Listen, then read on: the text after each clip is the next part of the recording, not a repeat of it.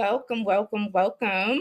Welcome to Fly Nubian Money. We're here to help you master your mindset and maximize money. I'm your host for today. I'm Jade. Hey, y'all. Hey. Today, we're discussing the trend of celebrities, including Black women, of course, turning to platforms like OnlyFans to due to financial pressure and societal expectations, right? I don't know if there's an expectation where a lot of women in Hollywood in particular feel that they have to show their body or go into these sorts of platforms in order to generate income. But we're going to have that conversation.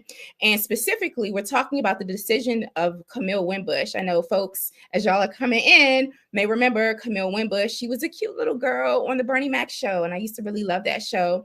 And she joined OnlyFans. She made that decision to join OnlyFans, and it has sparked a lot of discussion on social media about the choices celebrities make to ensure their financial stability sometimes.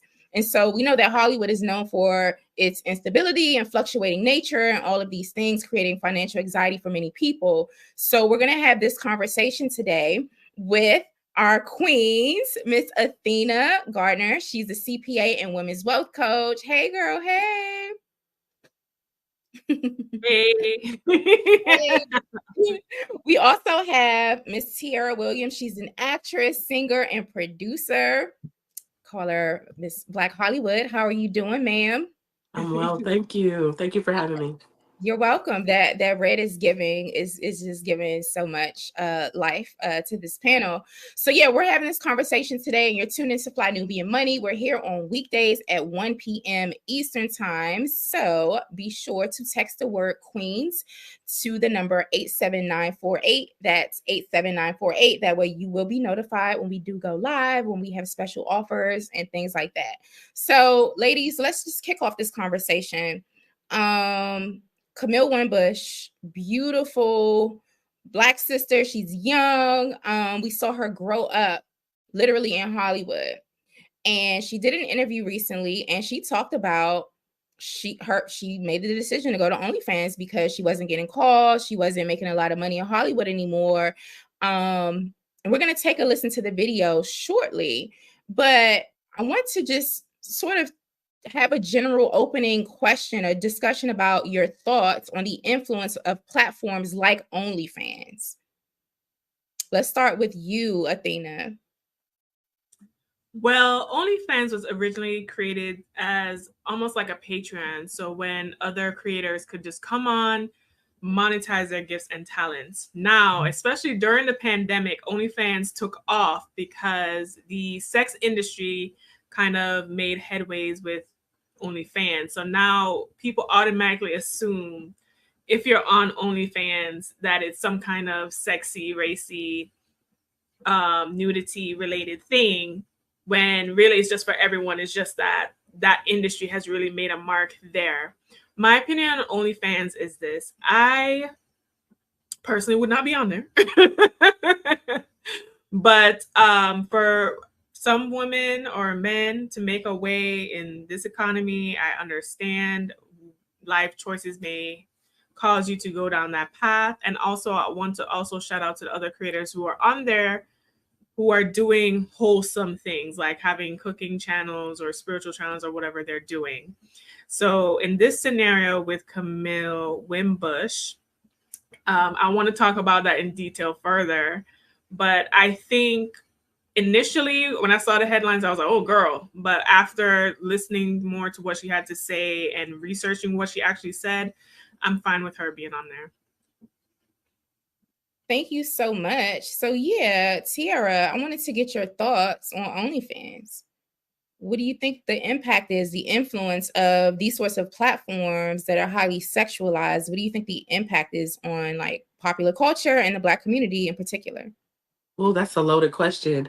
I didn't hear about OnlyFans. I knew nothing about OnlyFans until I heard Beyonce mention it in a song, right? Like she said something like in demon time, I might start an OnlyFans. And I remember I was like, oh, well, what's that? Because it became so popular. People flooded to it. And I don't know if it was just because Beyonce said it, but I do remember that big how I found out about the platform. I've only associated that with sex workers. So, somebody asked me not too long ago if I would ever having OnlyFans? Probably not. And I would just say, just because what it kind of has come to represent, it wouldn't be a good look for me. You know, having a teenage daughter, I would never want her, even if it was for, I could host acting classes on there and I still wouldn't do it because what it has come to be associated with. You know, somebody's like, oh, your mom was on OnlyFans? You know, immediately somebody's gonna think, you know, I'm suiting and booting, and I don't want that. That's not what I'm looking for. So, you know, like Athena said, I think, you know, you got to do what you got to do, but I don't know if you got to do that. Like, just, you know, me working in Hollywood and me understanding the lay of the land. I've been here for almost almost 20 years of my life, and I've worked in this industry consistently, and I've never had to do anything provocative or sell my soul. I'm not saying that there wasn't opportunities to do so, but you know, you just be like, okay, I can't do this. You just gotta be. Well, we'll get to that, but for the most part, I just think that OnlyFans is not the only option. Thank you so much for that insight, and especially for as coming from someone who's lived in Hollywood and worked in Hollywood, you know, for 20 years.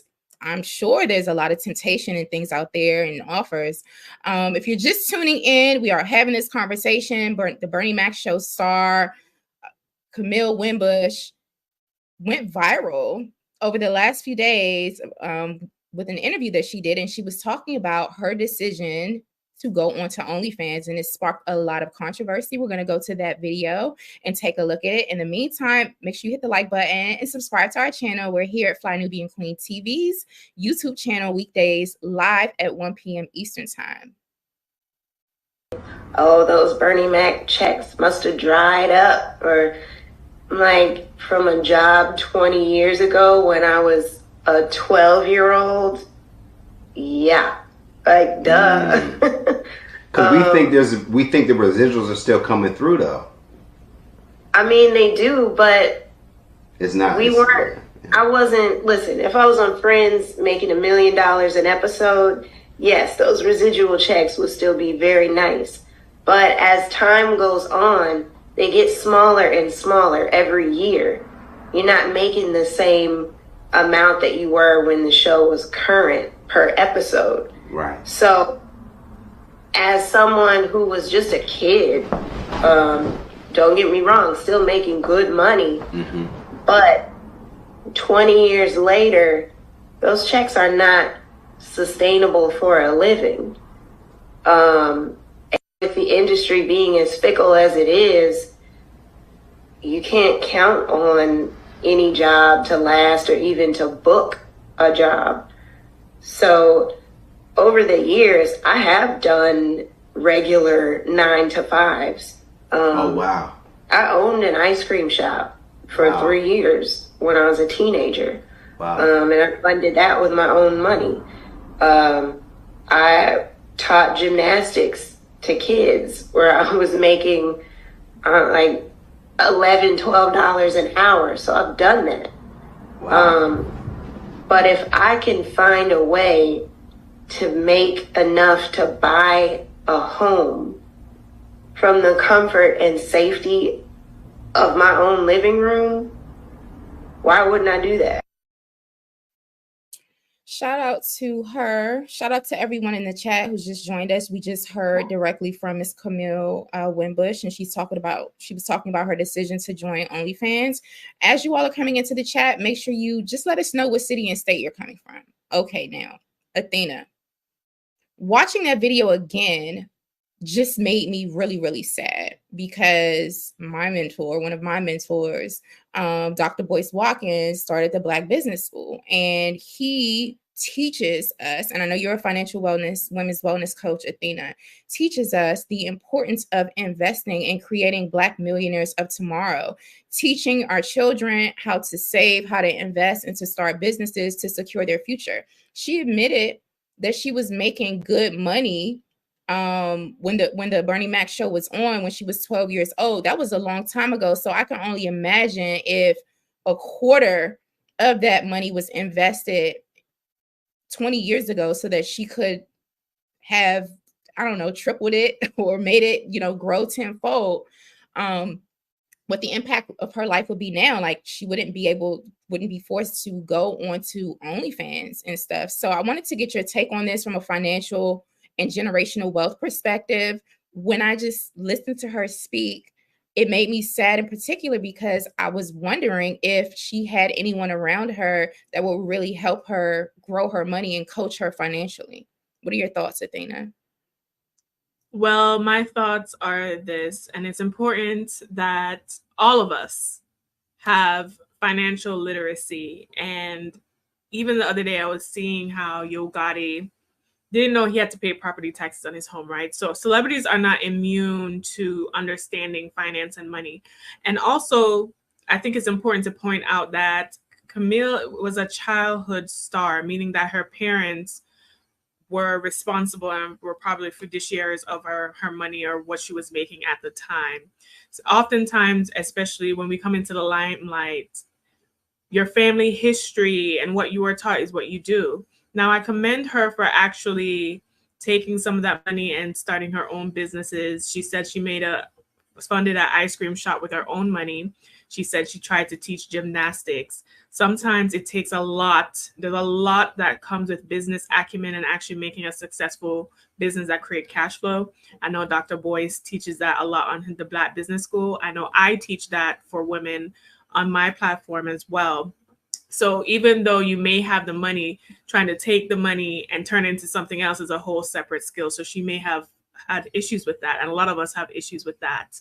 What I will say is this: you are correct, Jade, in that if she probably would have even taken a quarter of that money, put it in, even in an index fund, and just let it sit and do what it was supposed to do, she probably could have been earning residuals. But according to what I've read online about her situation, if she has made $1 million off of OnlyFans, or she's making $50,000 a month off of OnlyFans, even then it might not have returned as much as she's making right now. So the OnlyFans thing is it's so enticing because of the earning potential that I can see how it can seduce someone into taking that option. Thank you for that analysis, Athena. Tierra, for me, this raises a larger question. And I would love for you to speak to this as a parent and as someone who's in the industry in Hollywood. This raises a lot of questions for me and anxiety as an educator about the adultification of children in Hollywood. Was she put in a position to be an adult, and was she expected to know how to do these things and to take on that role as a provider for her family? I wanted to get your perspective on that angle of this conversation. I'm not sure if she had to, you know, if she had to provide for her family. But I know, just as having a daughter who is also in the industry, my daughter is 13 years old and she's worked on shows like Abbott Elementary and just all of these different things. And I know that her dad had to take and invested a very, like, it's an effort to, take them to auditions, take her to auditions, take her and coach her. And we're doing that together, but it's a process.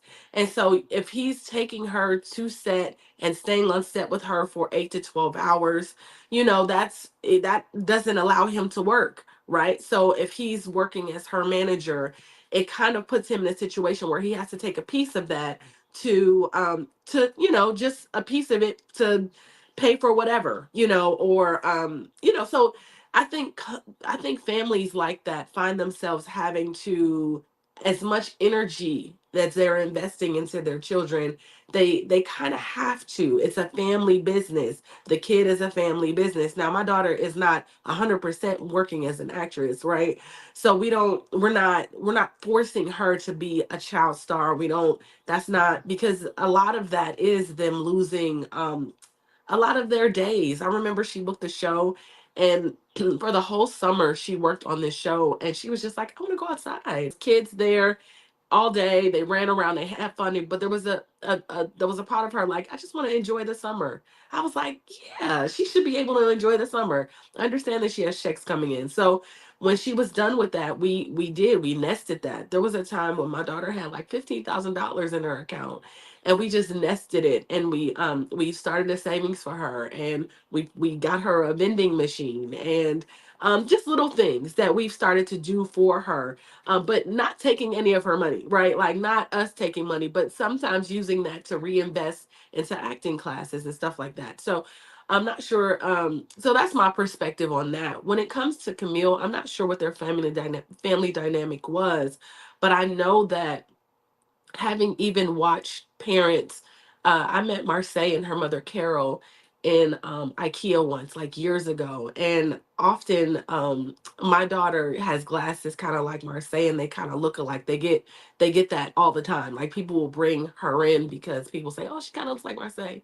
And so after that, I was able to kind of like not befriend them. They're not my friends, but like I see them on Facebook, and I'm watching how they've made that into a family business. Her mother is with her 24/7. They are flying from here to there, to fittings, to this, to that, to that, and they started a production company. So like Marseille is working, but like you really see a lot of her mother's life being poured into, and I'm sure that was the plan, right, when they moved from Texas. But a lot of her life is poured into Marseille's life, so they have to benefit, they have to make money, from being their manager. So that's those are my initial thoughts. It's a lot of work. I mean, when I watch them, it's just like, wow, I'm tired and I'm just watching.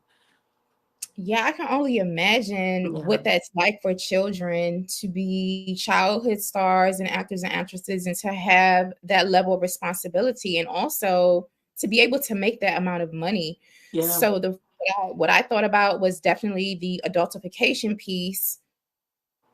We want to protect our children even when they are in entertainment, to make sure that they are not growing up or taking on too much responsibility than they should as young people, as children. So that was something that struck me. And definitely, Athena, the financial literacy piece, the investing piece, the piece where we say, hey, let's get my child all of the available resources possible so that they can invest their money, have more than one business, and be set up for the future.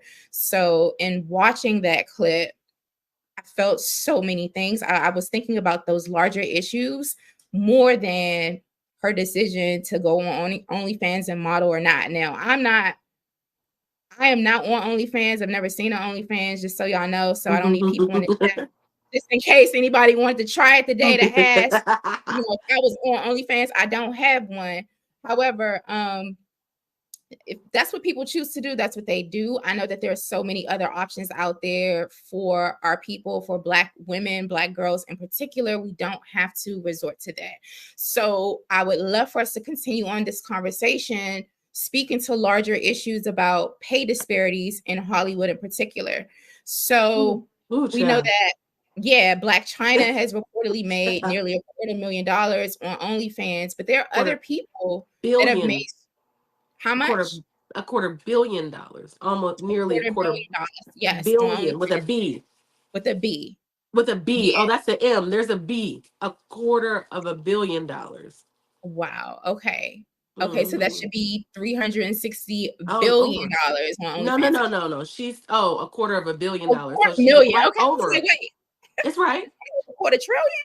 Okay, got you. So No, yeah, but still, that's right. like, that's a lot of money. That's a lot of And Black money. China is now acting. I know she's doing some things. I think I've seen her in a show on BET Plus that my mom watched. My mom watches all of those shows. But so many other actresses have sounded the alarm about pay disparities in the entertainment industry. Tierra, we've heard from Monique. We've heard from Taraji P. Henson. Taraji was very, very vulnerable and very, very Mhm. authentic about her experience. And she got ran down essentially. People were literally like trying to drag her, Athena, on social media for saying, like, hey, there are pay disparities within Hollywood for Black actors and Black actresses. I have been snubbed. Yeah, And I know that Gabrielle Union, we have a clip we can show of Gabrielle Union talking about the financial anxiety she feels even when she does well. She'll do a film that does well, but then the waiting period, not knowing if she's going to be booked again, like that's a thing, Tierra. So can you it's tell a us a little bit more thing. about that? And then Athena, I would love for you to weigh in after Tierra. Yes, I wish I had the SAG-AFTRA a stat. I don't have it in front of me, and I'm sorry, but like I remember seeing that it was like um actors worked maybe like an average of like 3 jobs in a span of like 5 to 8 years or something like that, right? And that's just like, everybody is not in that top 1%, right? It's like that 1%, and then 99% of other people are just trying to figure out how to pay their bills. I know Billy Porter, a couple months after our strike last year, went into foreclosure on his home, and he was like, we're very much living, and I mean, he's on TV, he's on red carpets, he's all over the place.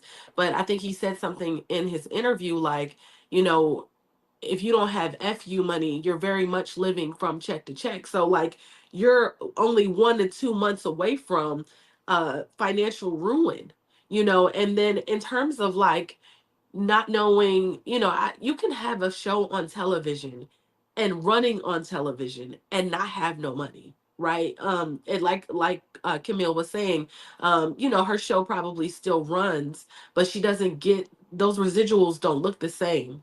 And so I mean, I don't know what her residual checks, I don't know what her deal looks like, I have no idea. But it might be a little pocket change, it might pay the rent, maybe. I mean, it's inflation, it's all the things. So she might not be able to, but it's very hard to live in California. If you think about like, I mean, you can get a house for $1 million if you got $1 million laying around, and that's just like it's just a very expensive place on top of all of the other things that you have to worry about. And so, like I was saying, it's very fickle here. You can audition and hear no all day long, right? And when you do book, it might be a $10,000 check. It might be a $20,000 check. When I sold a screenplay, I got a huge check from Universal, and then I didn't work for 2 years after that. Like, so it was like me having to nest that and get really creative about. Thank God I have an acumen for business, because I understand that, and I learned this a long time ago, that you have to be really creative about it really can't be just one source of income and rely on just being an actor. Only 1% of Hollywood can do that. Otherwise, you got to have other hustles. Like she said, she had an ice cream parlor and a shop and all of these things, and that's kind of what you have to do here. Like there's people juggling all balls, and I'm gonna share a story, but it kind of gives you a perspective. When I first moved to LA, I got on a shuttle, and there was a guy, and I always think about this because I was like, I never want to be that.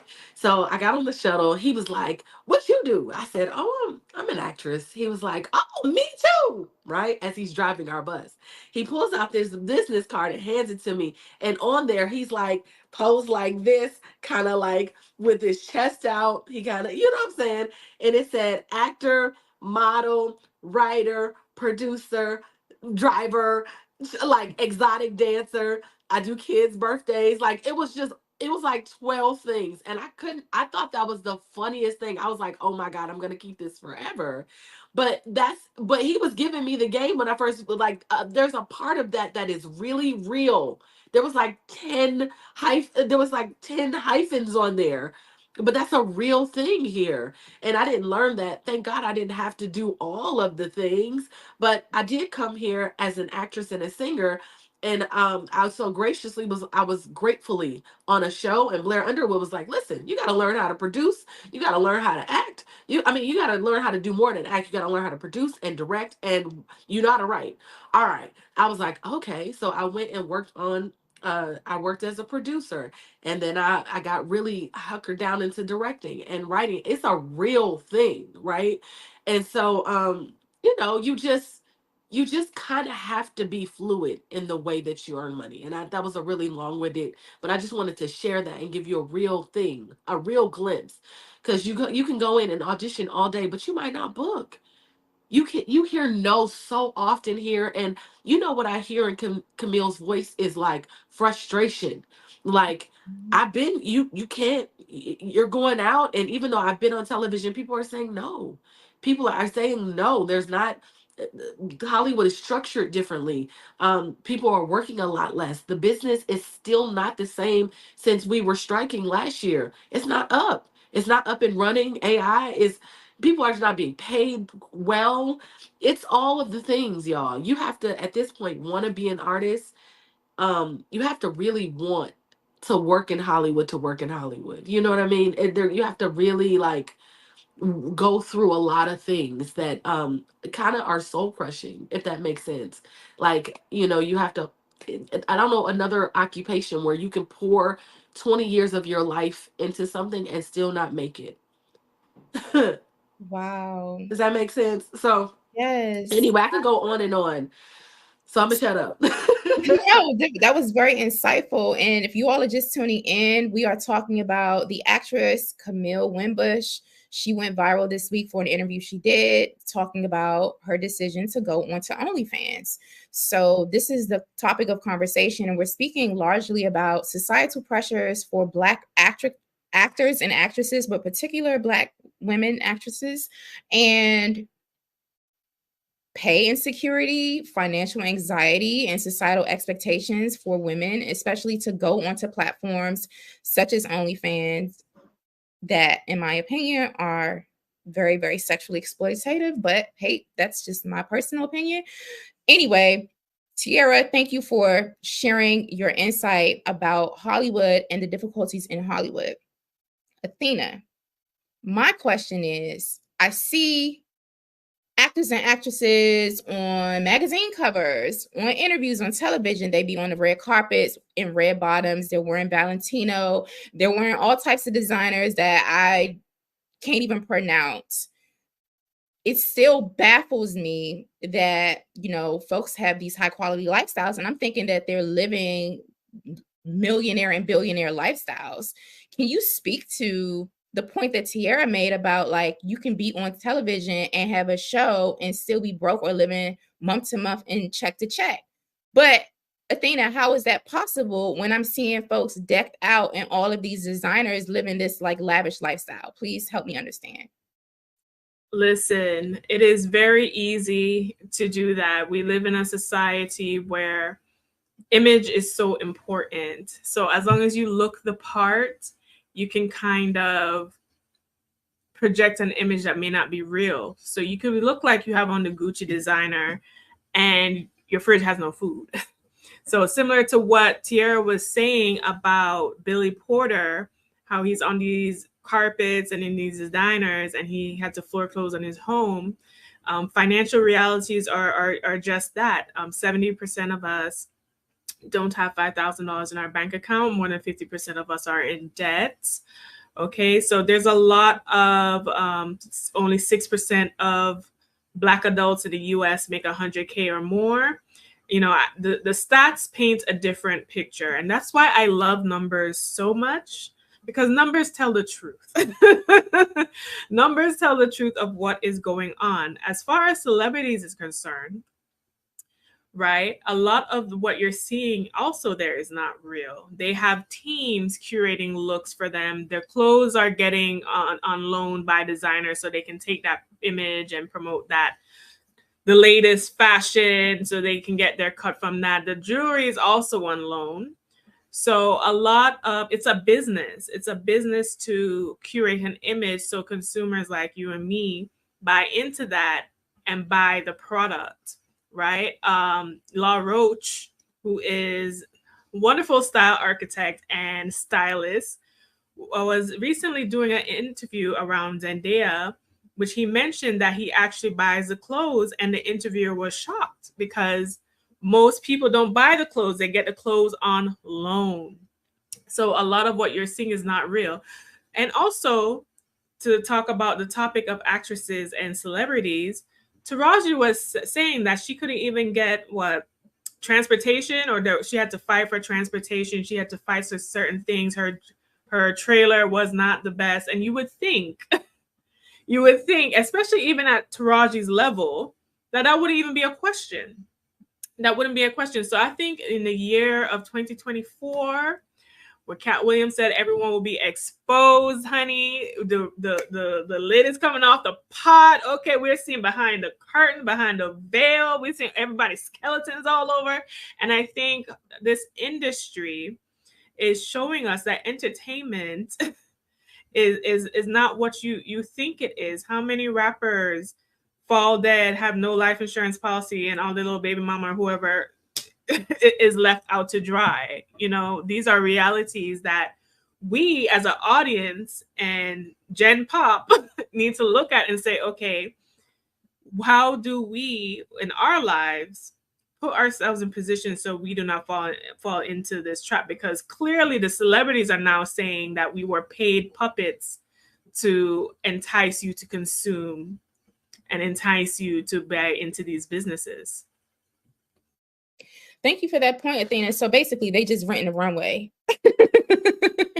Okay, got you. Okay, or they're like brand ambassadors to a degree. Tiara, did you want to, from your experience? Okay, you want to add anything? Okay, so also to your point, Athena, I saw. Did y'all see Krishan Rock? I think I'm pronouncing her name properly. She went to her baby father's. I forget his name. Who's the baby father's name? What's his name? Blueface. Blueface went to his hearing and got arrested. Went to his hearing, got arrested because she had a warrant from another state or something like that. So now she's arrested. Her sister allegedly is on social media asking the public to raise funds for her to get an attorney. And it said that she doesn't have toothpaste. She's being horribly mistreated and she needs representation. That's not something that I would expect from a social media star, celebrity. I don't know if she's a rapper or a singer, but I know she's pretty popular. And you made a comment just now, Athena, that I wanted to circle back to. You said that, you know, a lot of guys in Hollywood are having children and leaving their baby mothers out to dry. So that came to mind when you said that. Also makes me very, very sad. If y'all are tuning in, we are having an intelligible conversation about OnlyFans. Shout out to some of y'all in the chat that might have some OnlyFans. I don't know if y'all be on there twerking or showing your feet or whatever, but hey, it happens. Shout out to everyone in the chat who also put their city and state in there. We see you. We appreciate y'all tuning in. This is Fly Nubian Money, where we have intelligible conversations about all things money.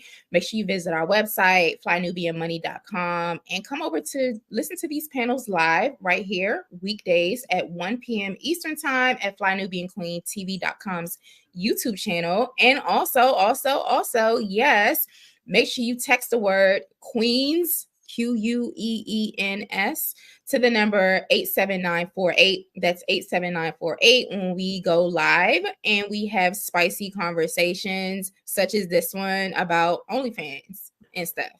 So anywho, we're also talking about pay disparities within Hollywood, within the Black sector of Hollywood. We have a video that we're going to show and we're going to discuss. It's of Gabrielle Union talking about her financial anxiety as an accomplished Black actress in the industry. Take a listen. And with a generation-defining hit under her belt, Gabrielle embarked on a career that would see her embracing a variety of roles and solidifying her place as the people's champ. She would also meet her future husband and fellow Renaissance human, Dwayne Wade, and begin crafting a personal brand. But the persistent racism and sexism in Hollywood would present ongoing challenges, even as her professional and personal lives continued to thrive. I struggle with that still, just because I think I just have more responsibilities, you know, for my money. So I get nervous, like, oh God, that movie didn't open, you know, well, what does that mean? Am I gonna have enough to hold everybody up? And everyone's like, it's coming, like, calm down. And I'm trying to find peace in the journey, not using my anxiety and scarcity mindset to be my engine, which is hard. It's weird to say I'm head of household because in this household, we split everything 50-50. But in the other households that each of us have to support, it puts this, there's always this like gorilla on your back that it is like, you better work, you better work. You know, you gonna sleep in? You know, somebody might not eat. Come on, you gotta work. And it's hard. It's hard to let that go. So I'm working on that. even now, from then to now, from 95, late 95 to 2023, I've never been anybody's first choice. Not black folks, not white folks. But by hook or by crook, I get a job, right? And then that movie does really well. And what they tell you is if you're a part of a movie and your character pops, then that leads to the next thing. But I really realized after Bad Boys 2 and Bring It On that how I am received by real life people is not reflected how I'm treated in Hollywood. They're completely different. But before social media, I had no way of really knowing that or quantifying that. So, because they tell you, if you succeed, then these are the roles that open up. So I'm succeeding and the door is bolted shut. And the people who are jumping the line seem to be folks that make white people in charge very comfortable. But what it did, like the social media era, me, Taraji, Nia, Sanaa, Tracy, it allowed our real world popularity to be quantified to where it was undeniable.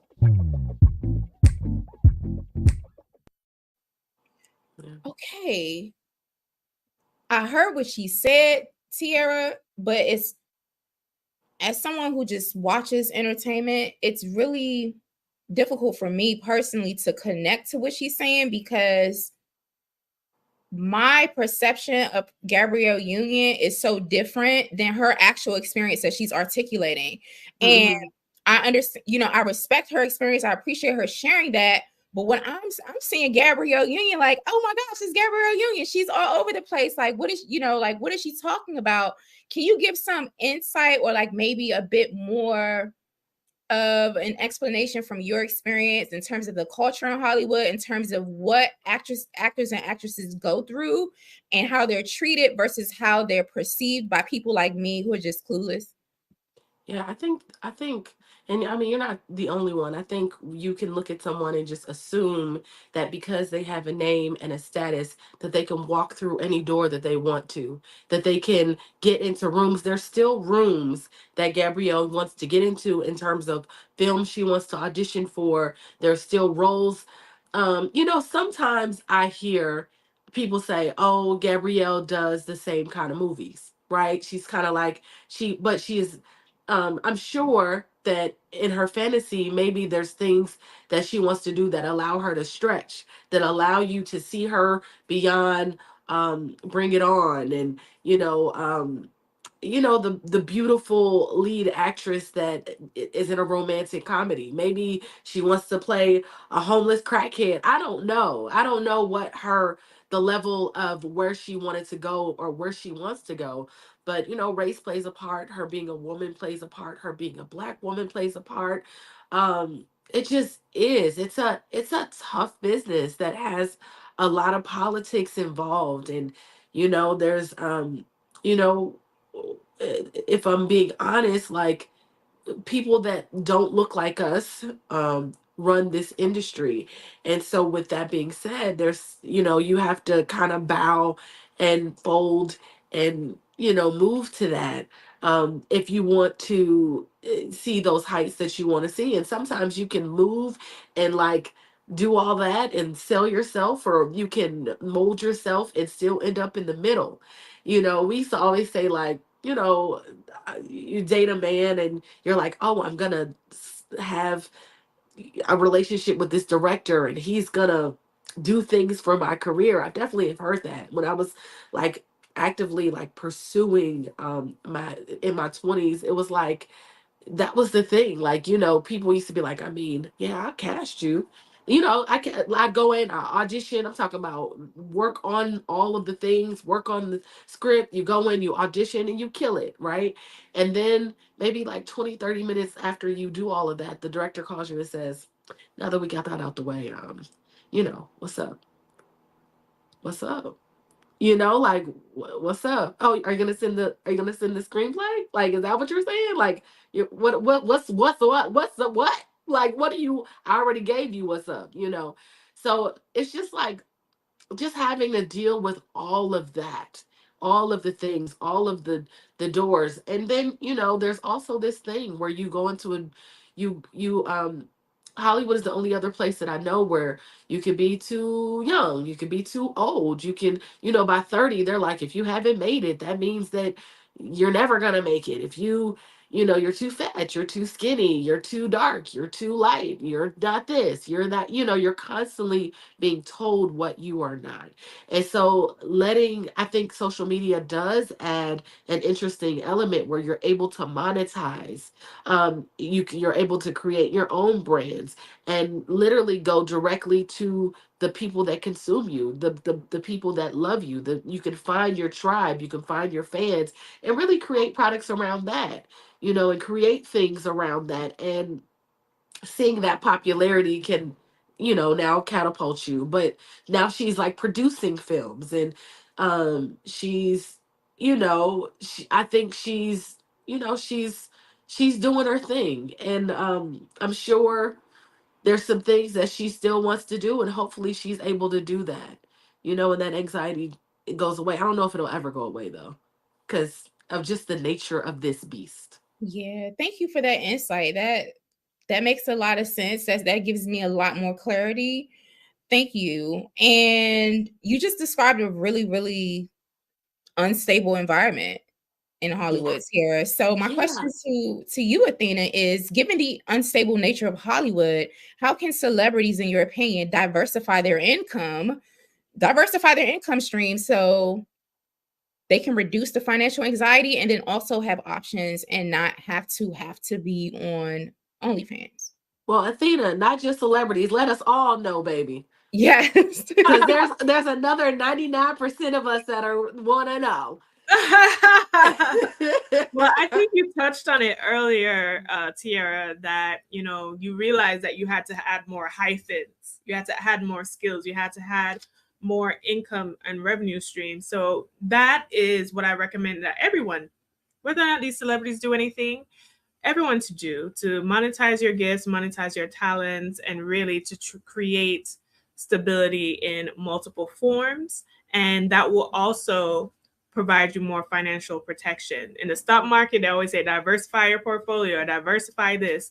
Diversity is going to be the key here, because even as times are changing, I do a lot with AI. AI is changing the game. So if you are relying on one source of income, especially as a single person, because that's a whole other thing. Like, I do a workshop that talks about women at different stages and the financial vulnerability single women face, because if they're out the game and they're sick, that's it. Like, there's no other income coming in. So diversify your income and support your wealth streams in that way.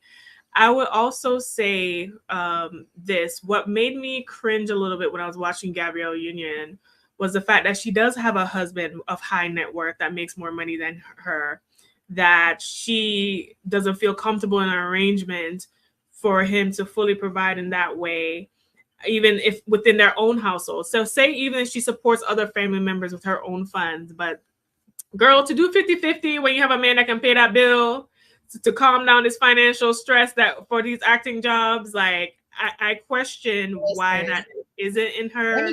Let me just drink my cold coffee while you continue to extrapolate.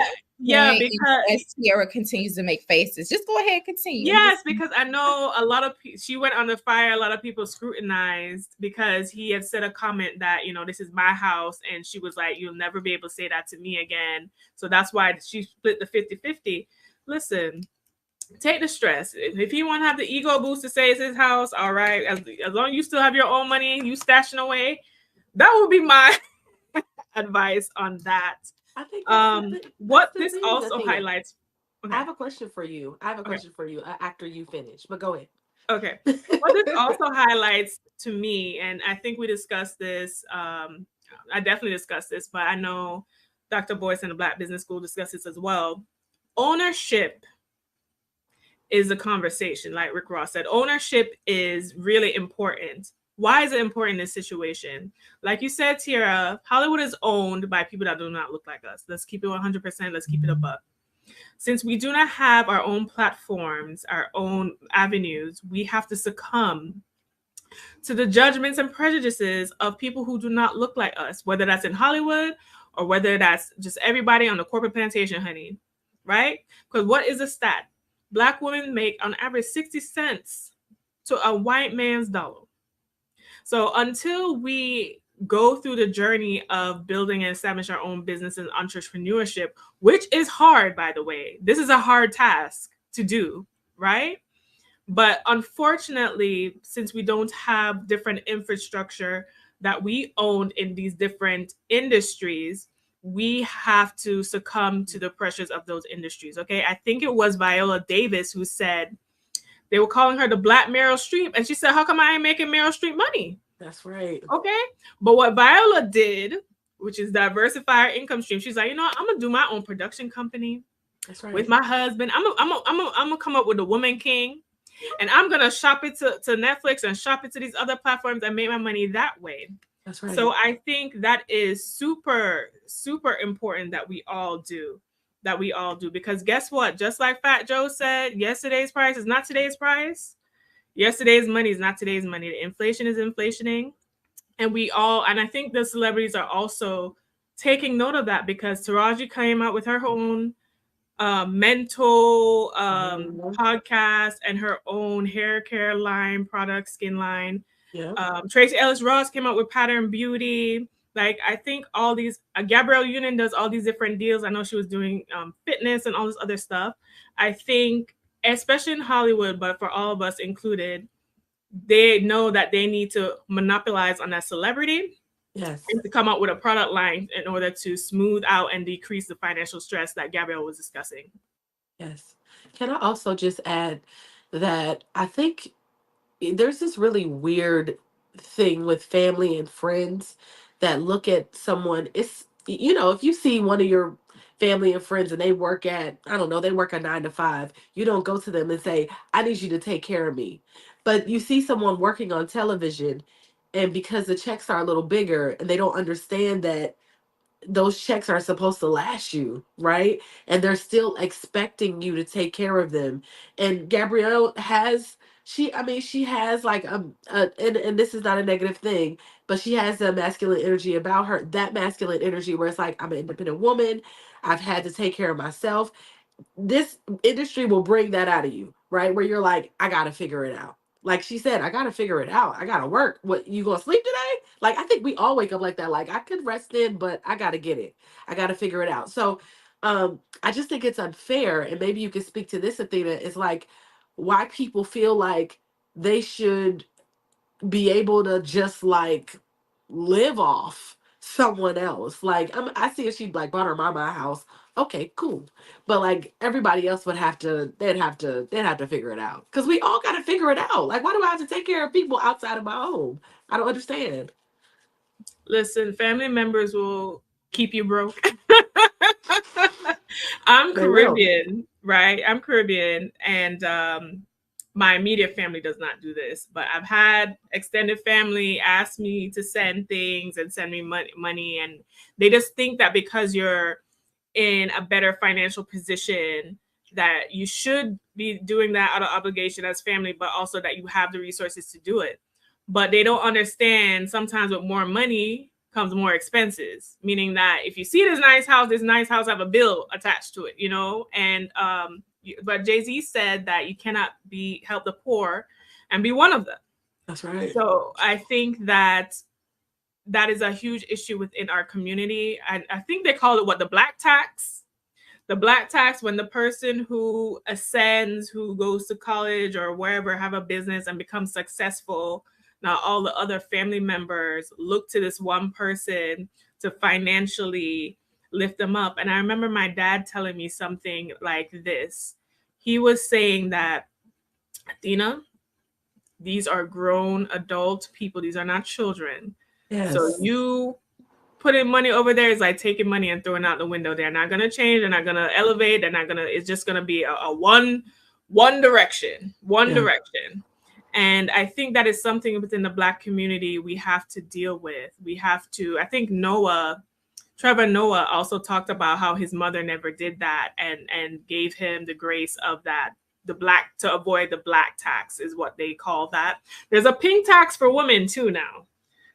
That's a whole separate other tax, right? Because the pink tax is for similar products that men have. We are charged more. So like razors and certain things, like the same kind of product, it's more pricey because women are most of the spenders, have most of the purchasing power in the household, and we consume mostly. So that's the other tax we have to pay. So black women have the black and the pink tax. Which means anxiety. Yes, a lot of financial anxiety, right? 2 in 5 women experience financial stress and anxiety. Yeah. Wow. Well, women aren't the only ones on OnlyFans. Did y'all know, Tyga, DJ Khaled, what is Fat Joe doing on OnlyFans? Michael B. Jordan. Oh, for real? He on OnlyFans? I might have to get an account. Michael B. Jordan's on OnlyFans. Okay. Well, we see the rapper Casanova also on OnlyFans. What do these men be doing on there? Showing that thing. They be showing that thing, girl. That's what they be doing on there. Lord have mercy. Oh my gosh. Okay, so Camille Wimbush is $4 million richer than Dee Dee Davis. Isn't Dee Dee also on OnlyFans? Or no? No, the other person that did porno was Rudy, I believe. Correct me if I'm wrong. Rudy from the Cosby Show. I know she. No. Didn't she do porno? No. It's the girl that you're looking at. Yeah, I think it was Dee Dee. It's Dee Dee. Oh, really? Yeah, no. Baby girl from the Bernie Mac show. Rudy still be working on TV, girl. Wait, don't do that to Rudy. Oh, okay, my bad. I thought Rudy, somebody did some porno. I'm gonna look it up because it was she didn't do porno. She didn't? Okay, my bad. No. Oops. Okay. Correction, delete, cancel. However, there's a lot of people showing a lot of stuff on the internet, basically, is a thing. But when they show these things on the internet, they're making a bunch of money. Bad Baby. Wow. Is that it? Right, girl? Yeah. 59 million. Am I reading this right? Yes, you are reading it right. Black China, she's from DC. Millions. We talked about her. Cardi B, 46 million. Oh my gosh, I know that girl. What's that girl name? Suki Hana is on OnlyFans. All of these people are on there, and they are making a lot of money. They be showing too much. Can I get on OnlyFans and show my toes? So let me say, are they doing like? Is it like pornographic stuff, or is it just like peep show stuff?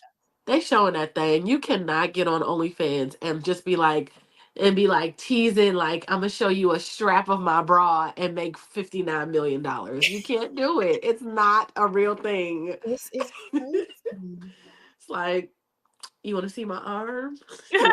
Like, that's what Camille Wimbush is saying. She says she's just wearing lingerie.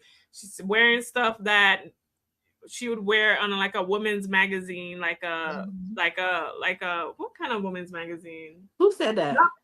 Camille Wimbush. That's what she was saying. She's like, she's covered up. She's like slightly like lingerie, stuff like that. Her parts are covered, because her criticism was, why is it such an issue she does it on OnlyFans when actors and actresses insinuate and stimulate sexual and nude scenes in movies? She was like, what's the difference? That's true. I thought she was popping that thing. Listen, I've never been to her page. I don't think I'm going to get on OnlyFans to see what she's doing.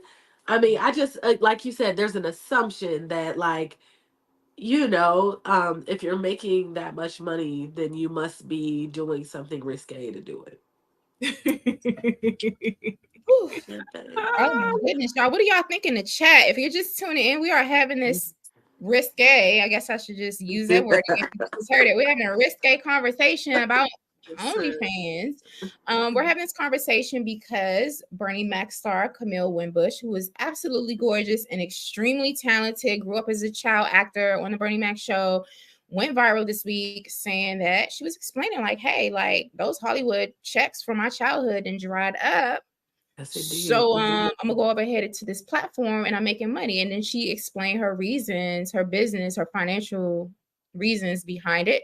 So we've covered this conversation here today on our Fly Nubian Money panel, and we've discussed the financial aspects of it, the educational or financial literacy aspects. We've talked about the generational wealth aspect. We talked about the female empowerment aspect of this conversation as well. And then we also had Tiara, who has lived in Hollywood for over 20 years and definitely does work in the industry, has a daughter in the industry, in the acting industry, discuss what it's really like with these closed doors and kind of coming up against brick walls. So this has been really, really informative. I know I've learned a lot because I just really didn't know that people were making this amount of money on OnlyFans. But as we close out, I want to have a conversation about, ladies, the glamorization of sex work.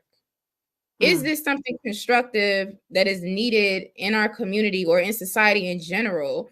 And what are your thoughts on that? I know that while I was living in New York, there was a whole movement, and the movement has caught on nationally to have rights and work like unions for men and women who are sex workers. And so it's a whole industry. I know when I was growing up and when our parents were growing up, it was basically seen as prostitution. It wasn't acceptable.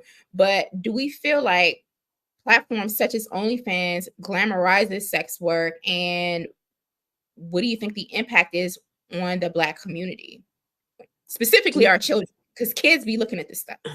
For sure. Do you want to answer that first, Athena? Sure, I'll answer. So, Okay. yeah, so I think that OnlyFans could be glamorizing sex work. I think sex work has a lot of dangers. I have watched a lot of documentaries and I've actually talked to women who engage in such activities, and it's very dangerous. You are risking your life. You're risking your body to disease. You're risking this person wanting to kill you after. You're risking this person threatening your life and because you ask them to pay what their agreed upon price or whatever it is, right?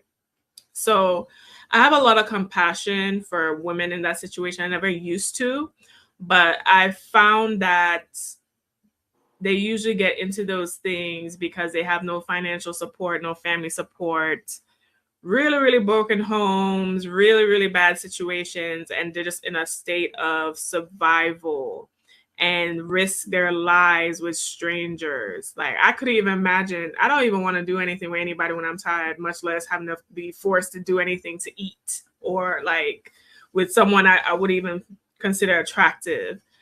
OnlyFans, I think this touches on something Camille said, because she said if she can do it from the comfort and safety of her home, why not? So I think it has opened the door to provide and commercialize sex work in a way where they don't have to take on that much risk. But I think in general, within the state of this society, especially here in America, we need to figure out what we're going to do as far as the sex industry is concerned. It doesn't seem, I mean, that industry has been the oldest industry in time. It doesn't seem like it's going to go away. And it's a product that sells itself. And it wouldn't be around if people weren't interested in engaging in it. So we need to have some kind of legislation around safety around it, but also the legality of it, because it's a thin line. Because one person can do porn, but another person can't do, we need to look at ourselves as a society as we're judging people, because we basically support and financially back those activities. Not saying me, but I'm just saying, like, as a general public. I know that Pornhub is, if not the second, it's the third most visited site in the world, right? So we know that people are interested in it. There's just, there's men watch porn, women watch porn. The dangers is, like you said, Athena, it's not really regulated in a way, right? If you're on Pornhub, most people like then connect their OnlyFans to that. And then there's like, if you want to subscribe, it's a thing. I'm big on documentary. I love documentaries. I make documentaries. And I've just been looking at like lately I've been watching a lot of like BBL stuff, and black women or women talking about why they're getting their bodies done, particularly in our community, because there's been a I want to say there was like a 30% spike in the last like 5 years, right? Where, now yesterday I just watched something and a girl was just talking about like all of her friends had BBLs. Like I was in Pittsburgh last week talking to my cousin. She was like, all of my friends have BBLs, right? Obviously I'm in the place where I feel like it all started, where, at first you would be like, dang, I wonder how Cher stays so young. You didn't think that people would go and get like an afternoon like tip tuck and then go back to work. Like you didn't think, it wasn't so accessible to us. But I guess my point is, and all of them saying is like there are repercussions of like women want to get BBLs and do those things so they can make the fast money, right? It's not like Camille wasn't making money.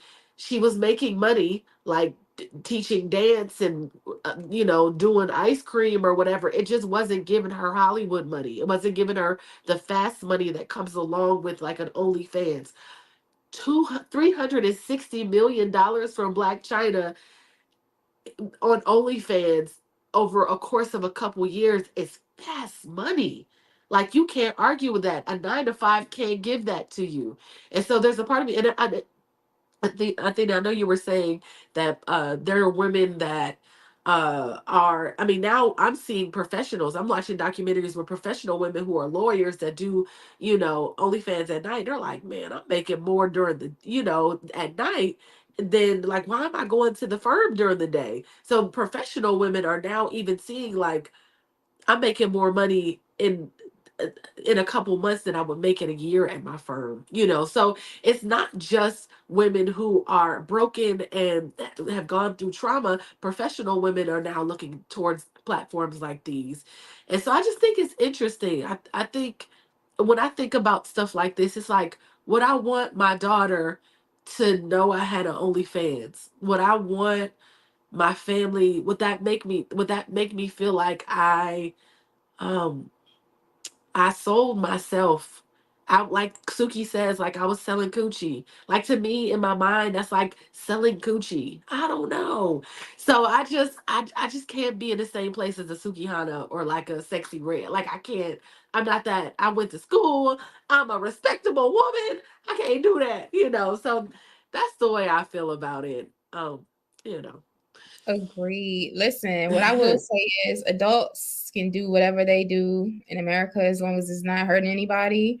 And these platforms definitely do need to be regulated, and because we need to make sure children do not have access to this stuff. I am a strong advocate of censorship for children in social media.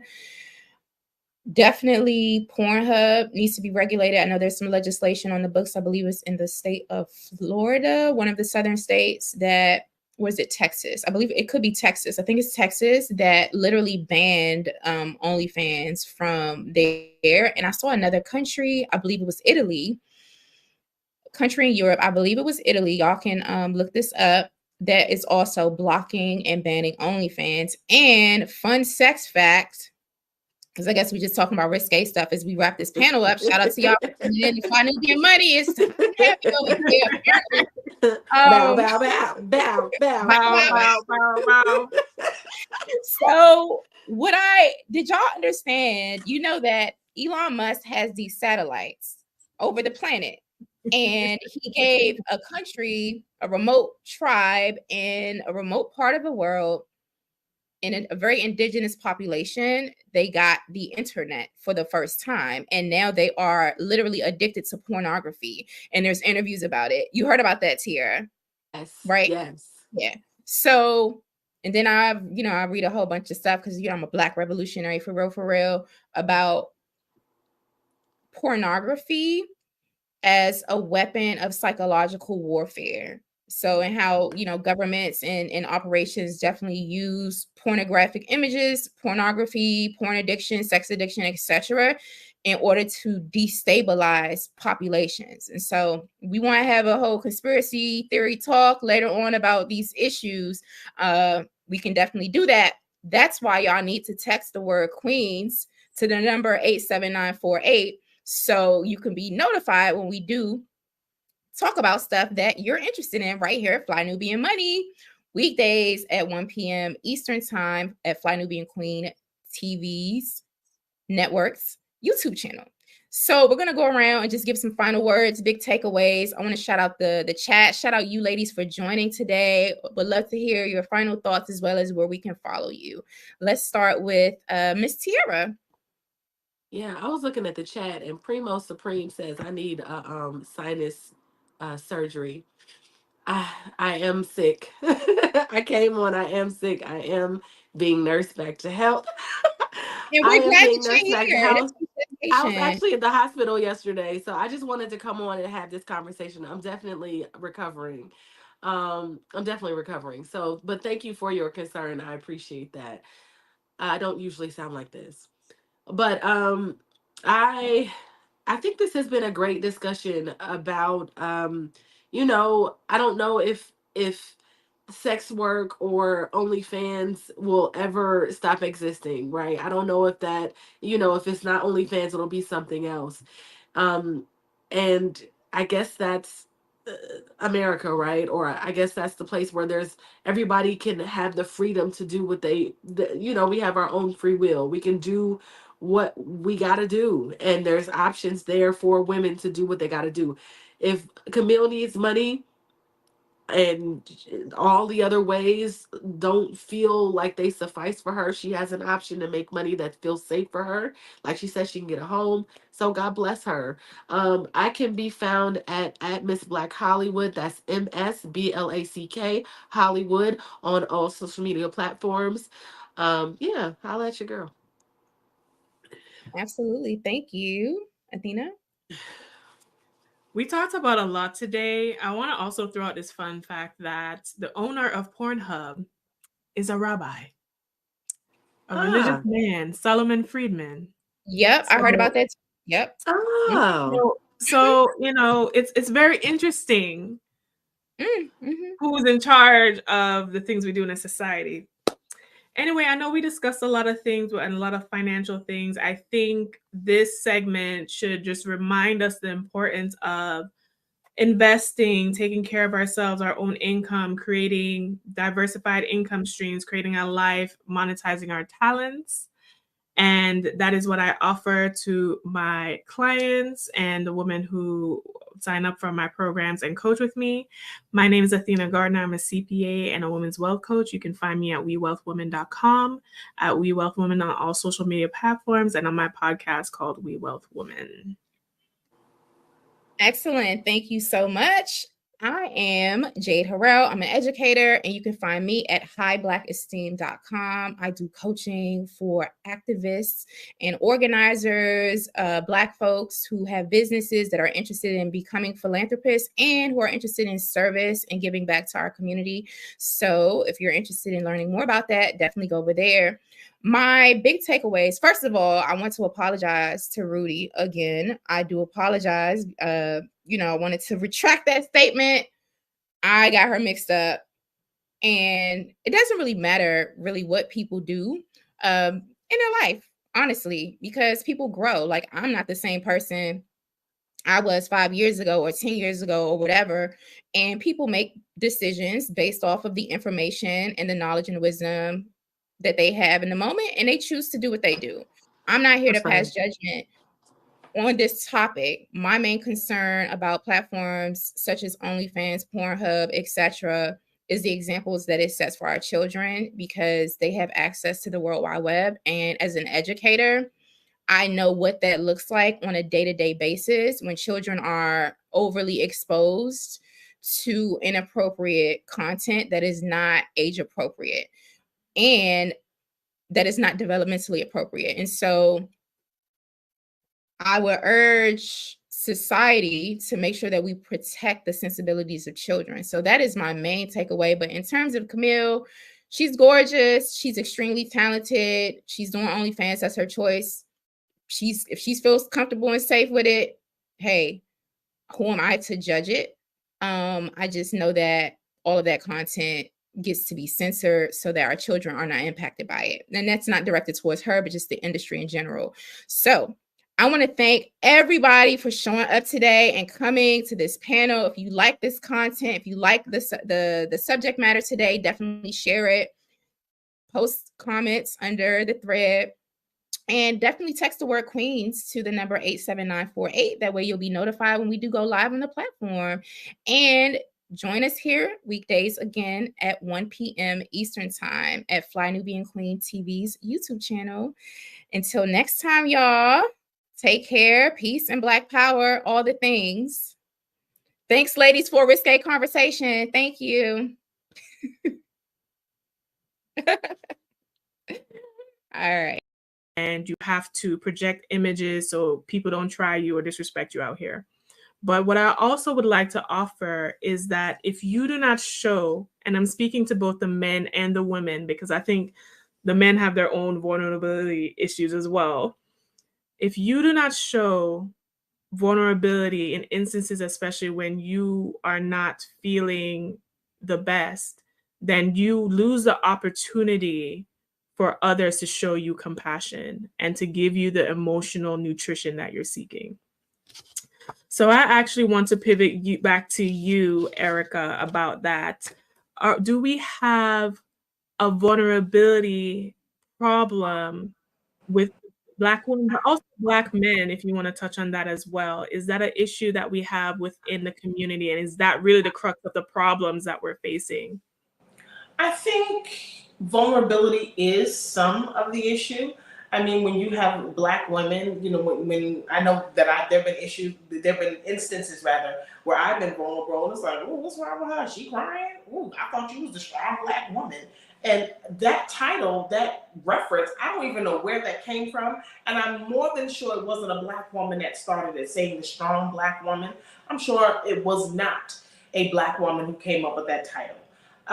Because at some point you get tired of being strong. You get tired of having to be the backbone. You get tired of having to be the one to think. You get tired of having to be the one to solve the problem. And you just, sometimes Black women, we just don't have the time to be vulnerable. We don't have the time to be vulnerable with ourselves. Being vulnerable is actually being honest and saying, you know what, I don't feel like it today. And no, it's not that I'm sick. No, I don't have a fever. No, I'm not coughing. I just don't want to. And we don't know how to do that with ourselves. We don't know how to be honest with ourselves. We can't even be vulnerable with ourselves. So until we can be vulnerable with ourselves, then we can be vulnerable with other people. And with vulnerability, you step into your power. And once you step into that power through being vulnerable, you now are able to set healthy boundaries. And that's where the give and the take. But you have to start that with yourself. I am a huge advocate for being self-aware and self-knowledge, because you cannot, sometimes we're projecting the issues onto ourselves. We are our own problem. So I'm always an advocate for no. Start with you. When you start with you, you heal you, you fix you, then you can start attracting the right people that are supposed to be near you or good for you. So yeah, vulnerability, stepping to your power, creating boundaries. That is my tribe trio. Vulnerable, power, boundaries, my tribe trio. Yes, I love that. That's probably going to be in the next book, girl. If you are joining us, we are Fly Nubian Money, and we are here Monday through Friday, 1 p.m. Eastern Standard Time. Be sure to subscribe to us by hitting that like and subscribe button, but also to texting the word Queens, that is QUEENS, to 87948. I'm Athena, and I'm joined with your co-queens today, Linda Husser and Erica Lewis, and we are discussing Black women and femininity. Now, I want to pivot the conversation to the money, okay? to the bag, okay? So I want to discuss this with you ladies. So, do the sprinkle girls have a point with dating a provider man? Are women saying that they want to rest in traditional roles so they don't have to take on all that masculine energy? I want to pivot this question to you first, Linda, about that. What are your thoughts on the sprinkle level up girls saying that, you know what?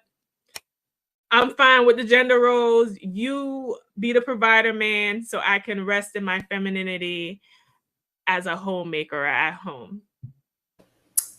I'm here for it. I'm here for you to go out and get what it is that makes you healthy, happy, and whole. If that means that you want someone to bring home the bacon and you fry it up, if that means that you want to be beautiful, because one thing that I have noticed about the sprinkle girls, they take their role very seriously. They are in shape. They look phenomenal because they understand what these men want. I believe that a lot of the women who are not part of the sprinkle coalition, they don't want to do all that. They want to do them, and that's cool. That's cool. But I'm 61 years old, and if an 85-year-old man who got his stuff together, has his money together, I will be sprinkling him so tough, it'll just make his head spin. I'm all for it. Do you do what you need to do to become the person that you need to become? If that means you got to get your lipo on, get you a weave, get some nails, Botox, get you some boobs, plump that booty up, whatever you need to do that. Shave the bunions off so your $300,000 shoes, you don't have that imprint on the side. Handle your business. I don't think there's anything wrong with that. And I would be lying if I said that somebody stepped to me who had their stuff together that I'd be like, well, you know what? I just love being this life coach. And listen, I would have to tell y'all, it's been real. Baby said he don't want me doing all this coaching stuff. We on our way to France. I'll holla. Peace out. Linda, you had me dying. You had me dying. And watch me in the background. I was doing all this stuff. I'm like, I'm a sprinkle girl. I don't even. Erykah Badu said it best. She says, I'm an artist and I'm sensitive about my shit. And that's the truth, right? I think any artist, I'm an entrepreneur and I can say the same thing. Whenever you are sharing your world or your art with somebody, it can be sensitive, right? You also talked about early music. I'm going to reset. I'm in a hot second, but you also talked about early music and it was very different. It was very positive. It was uplifting. Danette Mitchell says, when I was growing up, we had ratchet music. However, in the Black community, we kept it underground and elevated positive music. This is when we owned our own radio stations and music stores. I can remember listening to a Tupac who's going to give you a little bit of ratchet, but give you something to think about. Dear Mama or Brenda Had a Baby, KRS-One. So you have a nice mix. Today's music, it's all pop that P, look at my P, suck this, bitch that. Like, there's no love music. There's no community. Like I think it affects our relationships. I think it affects how men and women relate to each other, talk to each other. I think it affects our relationships, our ability to communicate, our ability to love. Music is so powerful and influential. Much like this conversation that we're having today about hip hop's damaging influence on Black women, right here on Fly Nubian Money, which we do every Monday through Friday at 1:00 p.m. Eastern. You can catch us here. And you can also get notified when we're live if you text the word Queens, QUEENS, to 87948. Again, that's 87948. You can also catch us on Spotify by searching Fly Nubian Money to take us on the go with you. Aisha, I want to come back and talk to you. Given your Nigerian background, can you share some cultural differences between the music scenes in Nigeria and the United States, particularly regarding what's allowed to be discussed on the airwaves and how it influences societal values? That was a mouthful. You might be a mute.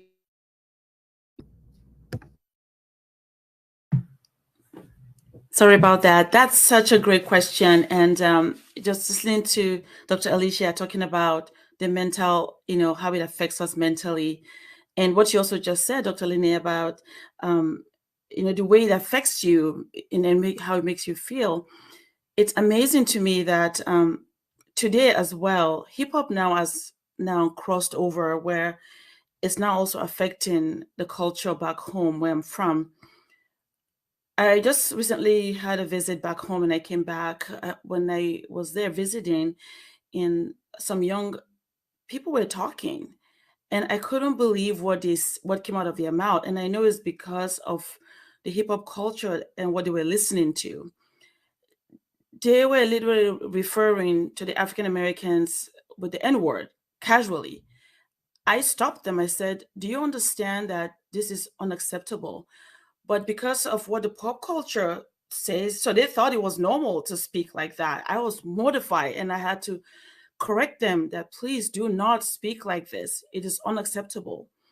Again, because the music business doesn't care. They now are spreading all over the world, especially now in Africa, where our music for us was for praise and gratitude and celebration. Now it's becoming abusive. It's becoming abusive because you're watching as they're selling these products to them and they're listening. Is now becoming what they think it's okay. So when I went and I was visiting and I heard that, I literally stopped them and corrected. I said, "No, we're not going to do that here. This is not what we're about, because you think it's funny or you think that is what you watch, and as you're watching these videos, it is not who we are." So ladies, it is crossing over. And unfortunately, it's about money. At the end of the day, it's not about caring about who we are, that we are fearfully and wonderfully made by God and to be respected and loved and cherished. No, they just want to make money. They don't care who is damaged as this is happening. And but for me, I make sure that even when I go back and I tell my brothers back home and my nephews and nieces that they're not allowed to watch videos like that, because this is not who we are. This is not how we were raised. This is not what our parents taught us. And that we have to stay true to who we are and not listen to those music, because we know it's not edifying. It doesn't add no value to your life. It only denigrates you. And now here you are calling your brothers and sisters that are from America the N word and thinking it's normal. So it saddened me that was happening, but that is what's happening today. Again, we have to like you said, that we should make sure that it comes from us, Athena, that we should be the one making that move. We should be the one making that difference in our own homes and making sure that we talk to our children and tell them that no, this is not part of our culture. This is something else. Somebody else is selling this to us and we're buying it. And we were not going to buy it here. I'm hoping that is what we can do, as brothers and sisters in this space, that will make sure that we tell our children that no, this is not our culture. This is not how we're supposed to talk to each other or refer to each other, especially our women. An African woman, oh my goodness, she gave birth to the world. I said, you know how powerful you are. You give birth to the world. And now they're denigrating you with music by your own people, by your own boys and your own men, and think it's okay. It is not okay. It is not okay, because then you're allowing other people to look at you that way. And what a lot of times what the youth, and we can say people, but mostly youth, don't realize is the verbiage, the language, the lifestyle, the drugs, the over-sexualization. A lot of this stuff, the people who are rapping about it, they don't even do that. Some of these people come from two-parent homes, good homes. They were like the life that they're rapping about, the image that they're portraying, they don't actually do in their real life. We're going to go to this video from Future talking about lean and the fact that he actually doesn't even use it. So let's cue that video. Future regrets his influence on Juice WRLD, and the reason why will truly shock you. One of the first things that Juice WRLD told Future when they met up to make their 2018 record World on was that Future had influenced him to try lean. Juice WRLD told Vulture.com, "That's the first thing I told him." He was just like, wow. He kind of apologized. Future later reacted to this situation in an interview with Rolling Stone magazine, saying, quote, "When he told me that, I was like, oh what have I done? It really bothered me. It bothered me a lot. More than I thought it would bother me when he told me that. How many other 6th graders did I influence to drink lean? This really messed me up for a minute. It's all I could think about." Like, damn, what have I done? What have I done to other people? Regardless of his habits, Juice WRLD was one of the best to ever do it and will be remembered as such. And so more accountability is definitely needed. More truth is definitely needed. More authenticity is definitely needed. I saw over in the chat, some people were talking about, what about the parents? Why are parents letting them listen to this music? Listen, I'm only gonna speak for myself. I was young once. My mom didn't know what I was listening to. You, as a parent, you can make sure that you listen to all the appropriate things in the car. You can put on what do they call it? Explicit types of blocks on your child's phones. You can take the TVs out your house. They still got to go to school, and their friends is listening to it. They still got to ride the bus, and their friends is listening to it. They still see YouTube. Like, it's everywhere.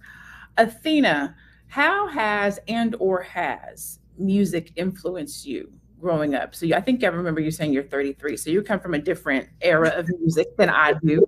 So let's do that. Tell me what you're listening to right now, and then tell me how music has influenced you. Well, I have a very eclectic musical taste. I am from the Caribbean, so obviously reggae and dancehall is a very big influence from there. I also listen to classical music. I listen to hip hop. I listen to pop. I listen to ratchet music. I'm going to sit here and be honest on the panel. I do like some of the artists that we have in question. I do listen to Cardi B. I do listen to Megan Thee Stallion. But I think the difference for me, though, is it's just entertainment for me. And because I'm not living in that lifestyle or culture, I'm not as, I guess.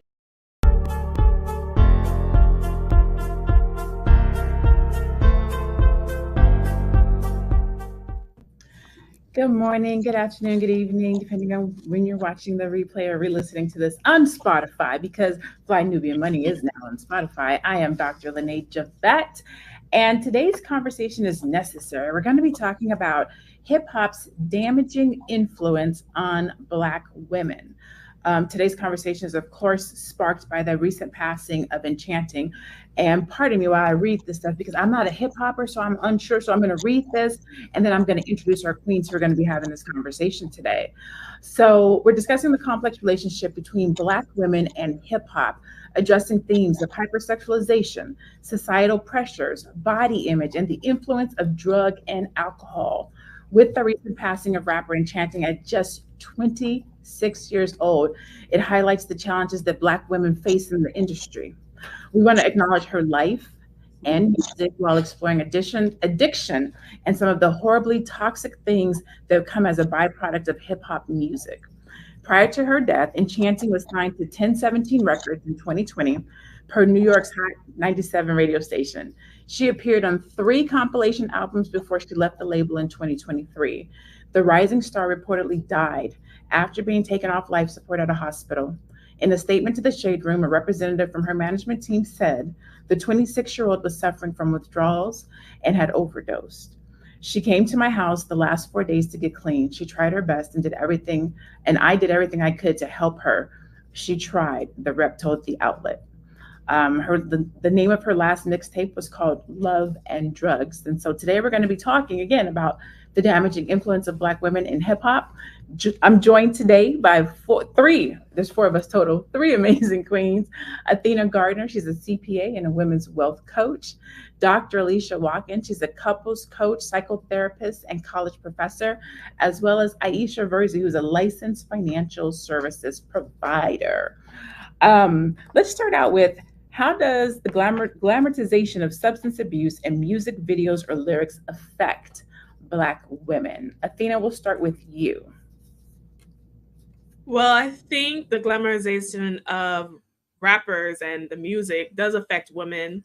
Women as a group, I feel, idolize and look to other women for their style, their sense of being, and really try to emulate images of the celebrities and rappers that they see.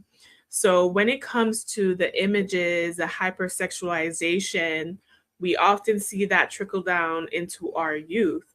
I was thinking the other day, I was looking at some of the girls in middle school and high school. And I remember when I was in middle school and high school, and I was just like, oh my gosh, these ladies look so grown. You know, they look so mature the way they're dressing. And I think that hip hop and the over sexualization of Black women have a lot to do with that. I also feel as though within that, it's almost like, okay, why do we need to have to even emulate that? Right? Why do I need to dress like a female rapper all the time? Like, what I would like for us to see as a group is some range, which I feel like on an individual basis we do. But as a collective, I would like to see more range, like lashes just to go to school. Like lashes, I don't even have lashes on right now, you know? So I don't ever wear a lot. Well, just the ones that God gave me. I don't like looking like Snuffleupagus. That's my own personal opinion. That's just for me. If other people like it, you know, I don't be hating what other people do. Just for me, I don't wear lashes. Miss Aisha, am I saying your name correctly? Aisha. Okay, perfect. So, how has music influenced your own upbringing? Not necessarily hip hop music today, but we're just talking about how music influences in general. How has music influenced you? That's a great question, Dr. Janet. It's so nice to be here with all of you. What a privilege. Thank you so much. I'm just really just sitting out here looking at all of you and just overjoyed with just being here. So thank you for the opportunity. Yeah, music, you know, it's amazing how, like we're talking before, music does affect you. It's incredible how the lyrics, even though you might not be thinking about it, it does affect your mood, the way you think, the way you feel about yourself. And growing up back home in Nigeria, I'm from West Africa, Nigeria, music is a huge part of our culture. We sing songs of praise, songs of celebration, and just songs of thanksgiving. But in today's world, it's so different. When I grew up, it was more of something of joy and celebration, and again praise. And when we do that, we're laughing, we're happy, we're dancing, and it's also edifying. It edifies who you are. It celebrates who you are. It's not denigrating. It's not disrespectful. With today's kind of music, though, is so different. And I also don't listen to those music because I understand how powerful it is when you know those lyrics, what it does to you. But so grateful that growing up, the kind of music we listen to are the ones that uplift your spirit. Again, when you're celebrating life, you're thanking God, you're celebrating what God has done for you. So there's this joy that is not to disrespect your culture or yourself or others. That is not what we do with music. So that is what music has done for me personally, and I continue to stay on that lane till today. I agree. Music has always been my go-to. Almost every morning I put my gospel on, so it sets the tone for my day, what I'm listening to. So my mindset is good and it's pure and I'm ready to tackle the day. When I'm frustrated or irritated, I have a playlist I play for that. When I'm feeling like my heart is broken or I want to feel in love, I have love music. So music really does take us different places. And I want to talk about that with you, Dr. Alicia. But before I do, I want to talk to the chat.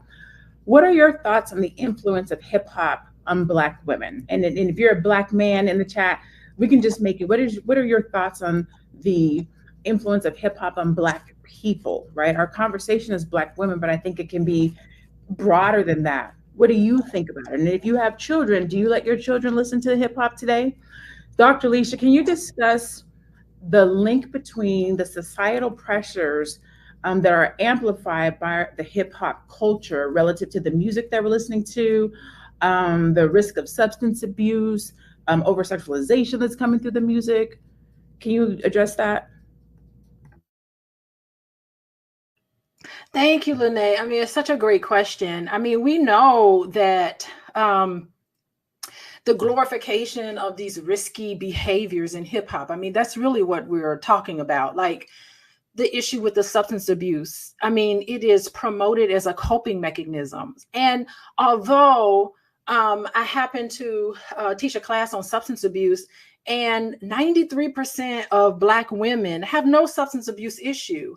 But, you know, for that 7% that do, it just makes you wonder, like, what's going into some of these, the disconnect between the reality and what you see portrayed in real life. Now, the issue that I have with these images is that this promotion of irresponsible alcohol use coupled with promiscuous behavior, I think has detrimental effects.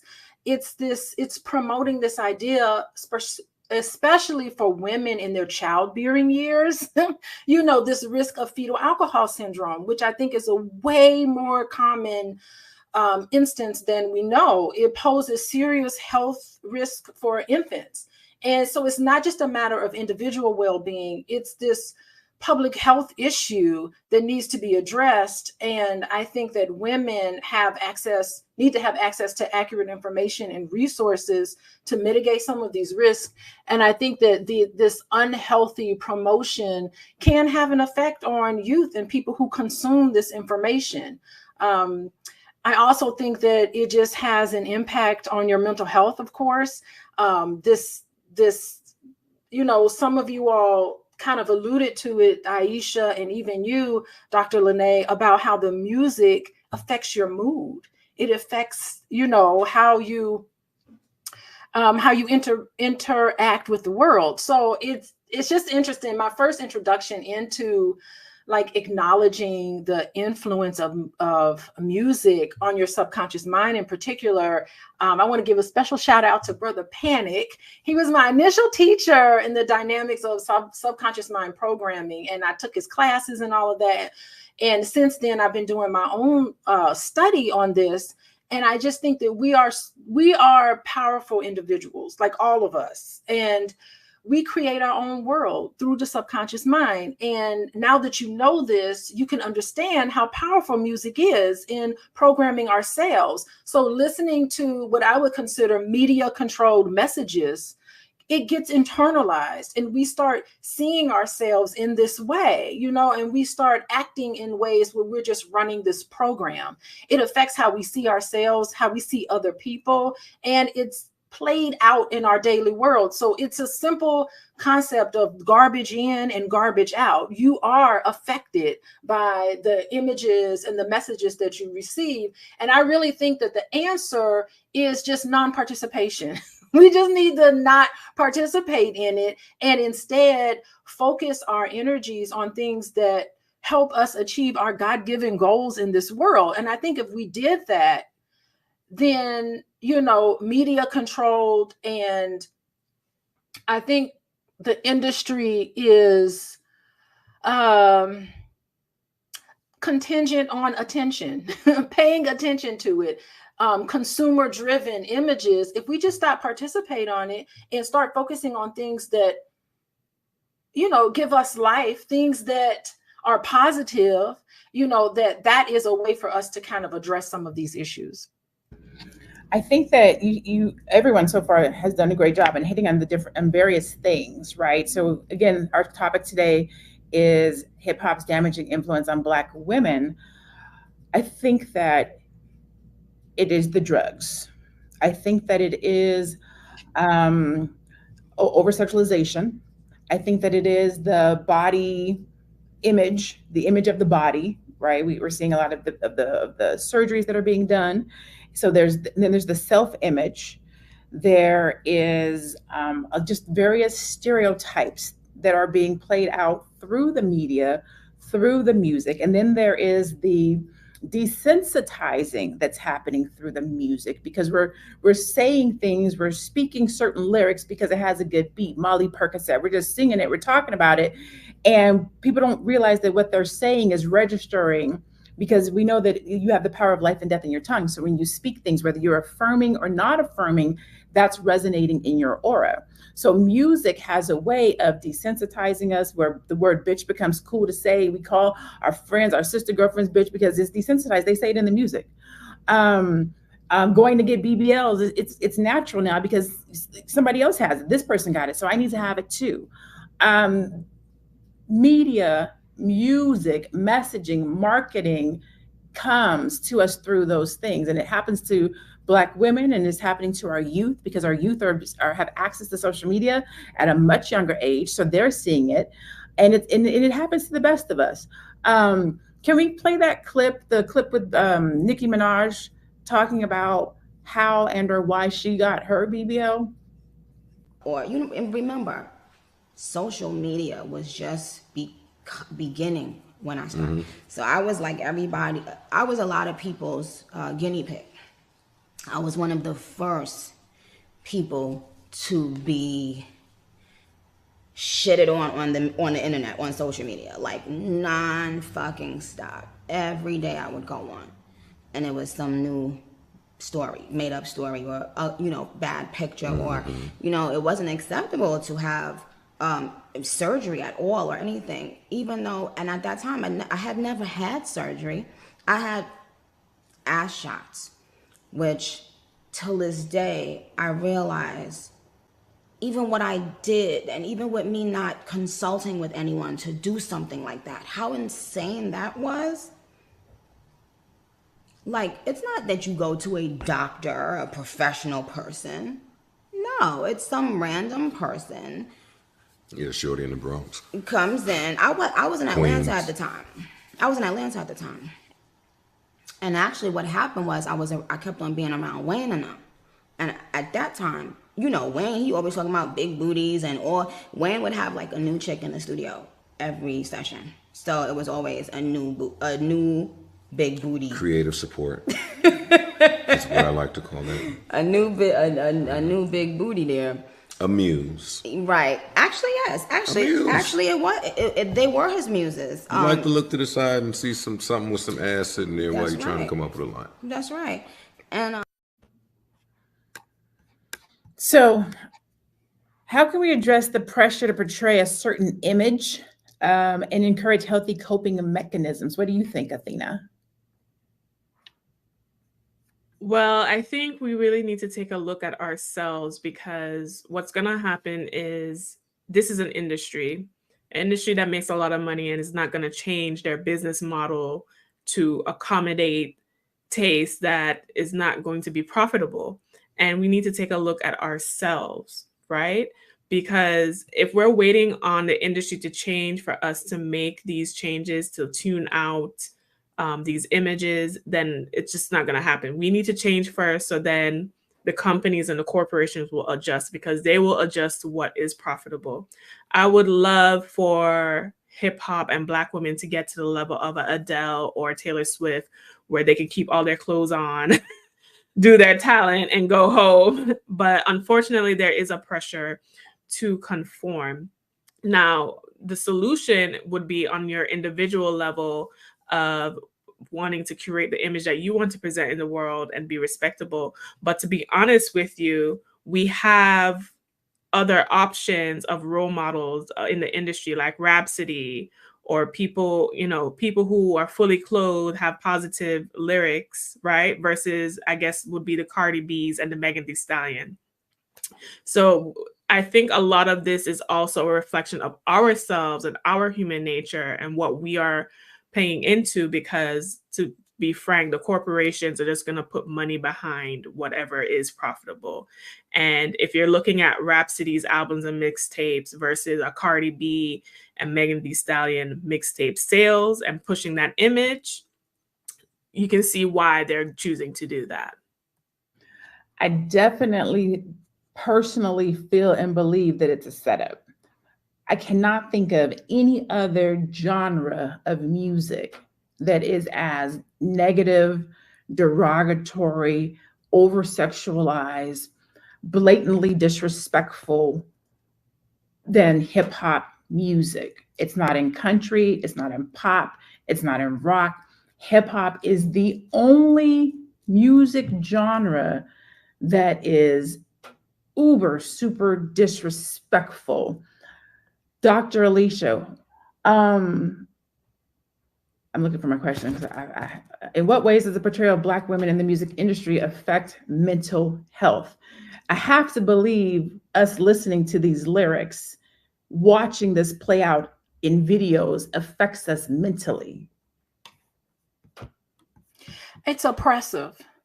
It's oppressive to see yourself in this limited way. And it's so staggering and so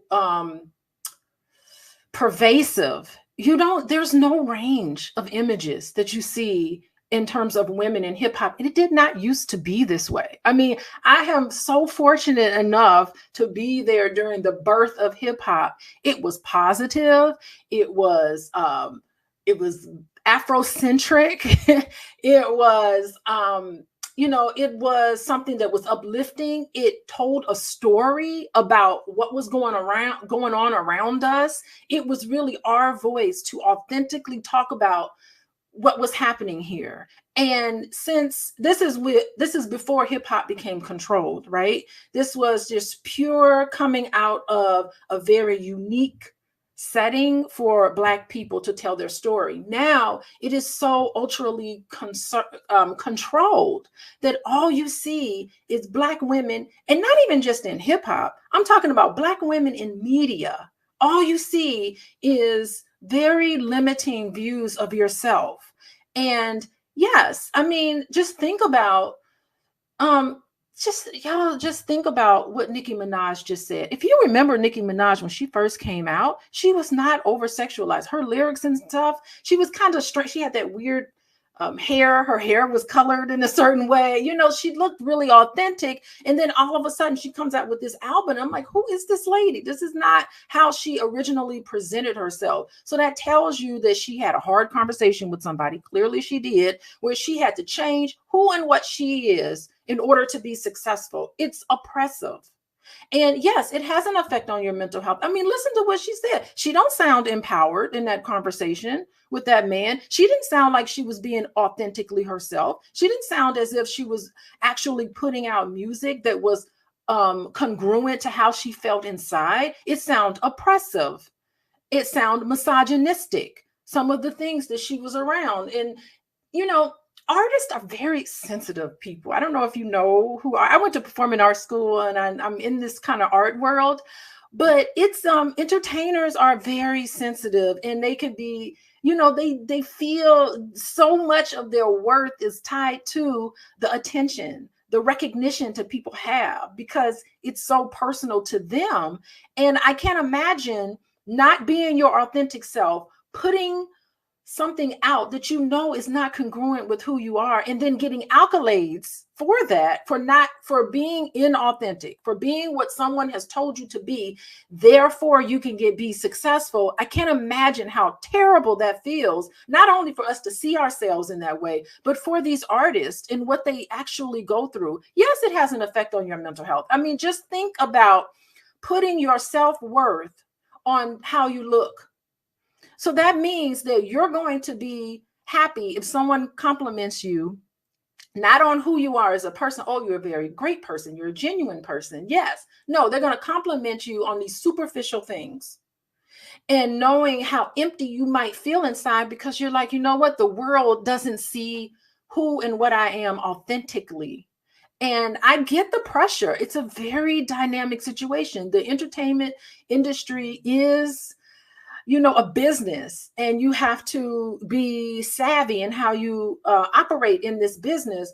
But the impact that it has on your mental health in the end, just the depression that can come with being constrained, the anxiety that you feel because a bad picture of you, or people, what Nicki Minaj talked about, the negative comments that she got online. That is really a real thing that happened to her. In all of these things, how can you feel good about yourself and feel sound and know that you are living your life's purpose when you have all of these constraints?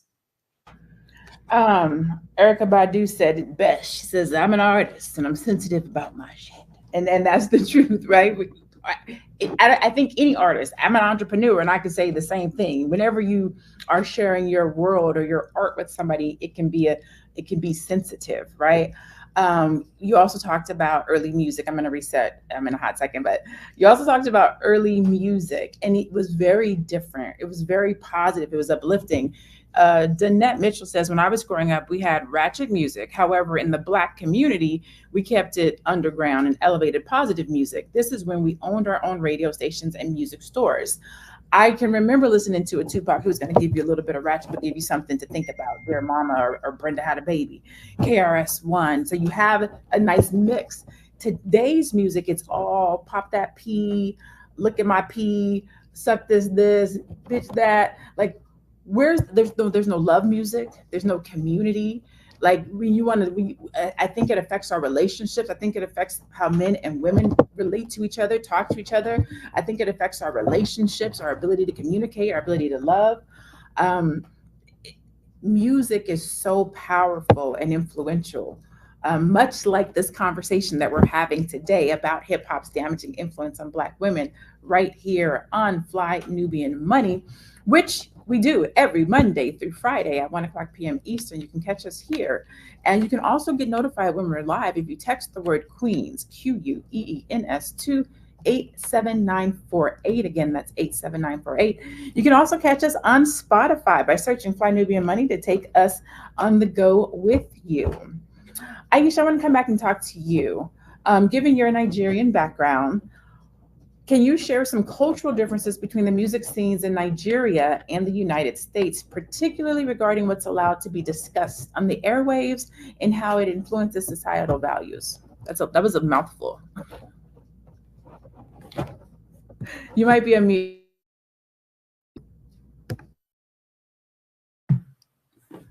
Sorry about that. That's such a great question. And just listening to Dr. Alicia talking about the mental, how it affects us mentally. And what you also just said, Dr. Linnea, about, the way it affects you and how it makes you feel.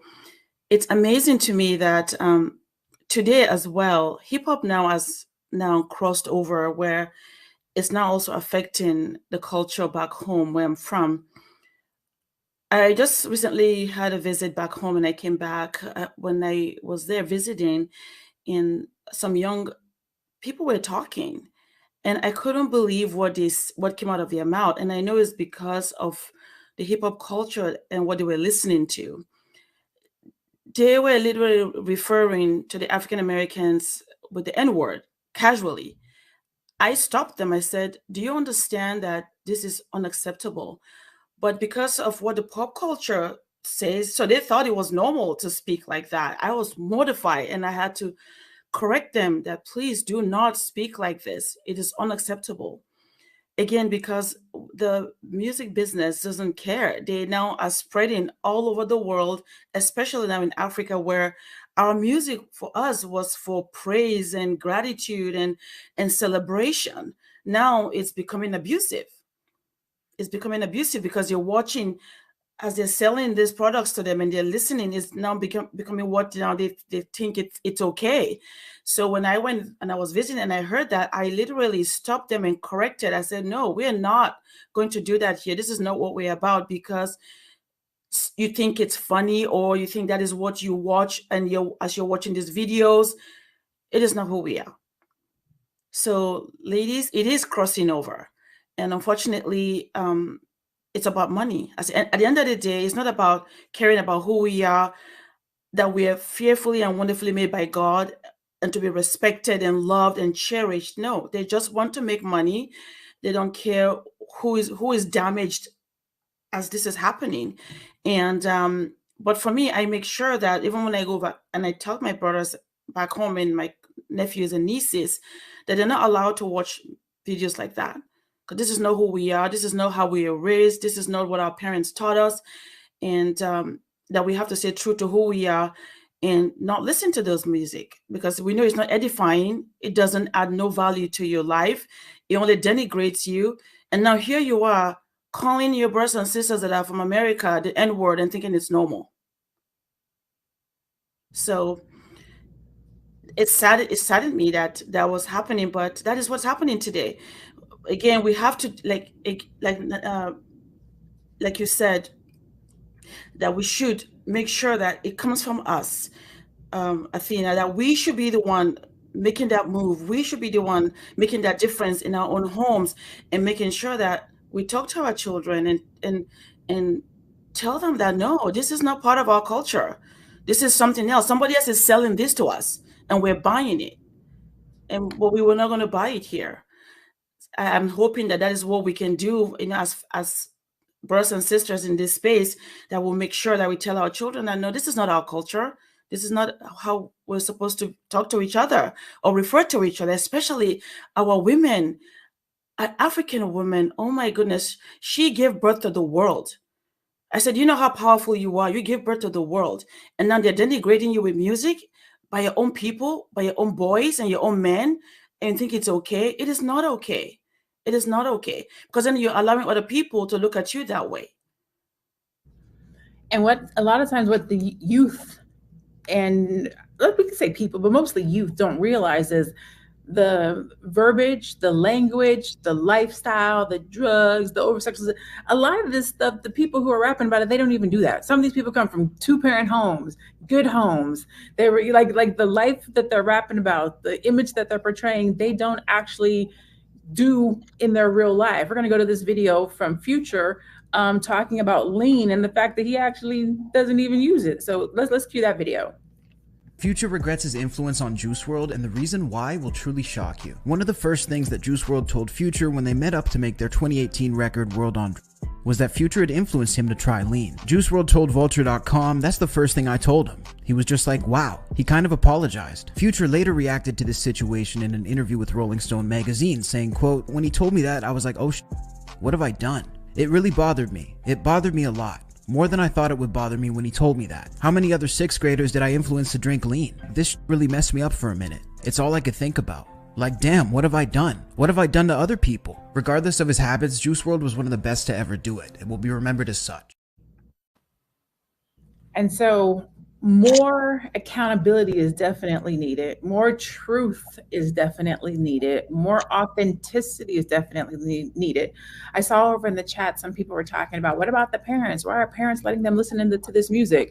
Listen, I'm only gonna speak for myself. I was young once. My mom didn't know what I was listening to. You, as a parent, you can make sure that you listen to all the appropriate things in the car. You can put on, what do they call it? Explicit types of blocks on your child's phones. You can take the TVs out your house. They still got to go to school and their friends is listening to it. They still got to ride the bus and their friends is listening to it. They still see YouTube. Like, it's everywhere. Athena, how has music influenced you growing up? So I think I remember you saying you're 33. So you come from a different era of music than I do. So let's do that. Tell me what you're listening to right now, and then tell me how music has influenced you. Well, I have a very eclectic musical taste. I am from the Caribbean, so obviously reggae and dancehall is a very big influence from there. I also listen to classical music. I listen to hip hop. I listen to pop. I listen to ratchet music. I'm going to sit here and be honest on the panel. I do like some of the artists that we have in question. I do listen to Cardi B. I do listen to Megan Thee Stallion. But I think the difference for me, though, is it's just entertainment for me. And because I'm not living in that lifestyle or culture, I'm not as, I guess, susceptible to that. I think what happens, especially with children, or depending on the environment, if your environment is conducive already to poverty, to drugs, to baby mama, baby daddy culture, the things that the music is promoting, I think it makes you more susceptible to fall into the influence and the trappings of the music more so than if you're not. That's just not what my lifestyle or upbringing was about. This music, what I will say is I've definitely seen a stark negative contrast to what we're listening to now. Even though I cherry pick which songs I listen to, I remember I was listening to a Sexy Red song and I was like, wow, are we really getting that descriptive, like sexually and body parts and all of that? Are we really going to that level to talk about, buttholes and different kind of diseases and, you know, not caring about love or anything. I just want the D and that type of stuff. So yeah, I think it's getting worse. I don't think, and to me, there's a difference between artists' creativity and you just trying to be like as nasty and violent and raunchy as possible. What I do like about Megan Thee Stallion is that even though her lyrics, depending on what you listen to, might be questionable as well, there is an artistry there, there's a rhyme scheme there's a flow, there's wordplay there. I can appreciate that versus it really looks like with some of the artists, Sukihana, you're just picking somebody off the street that can.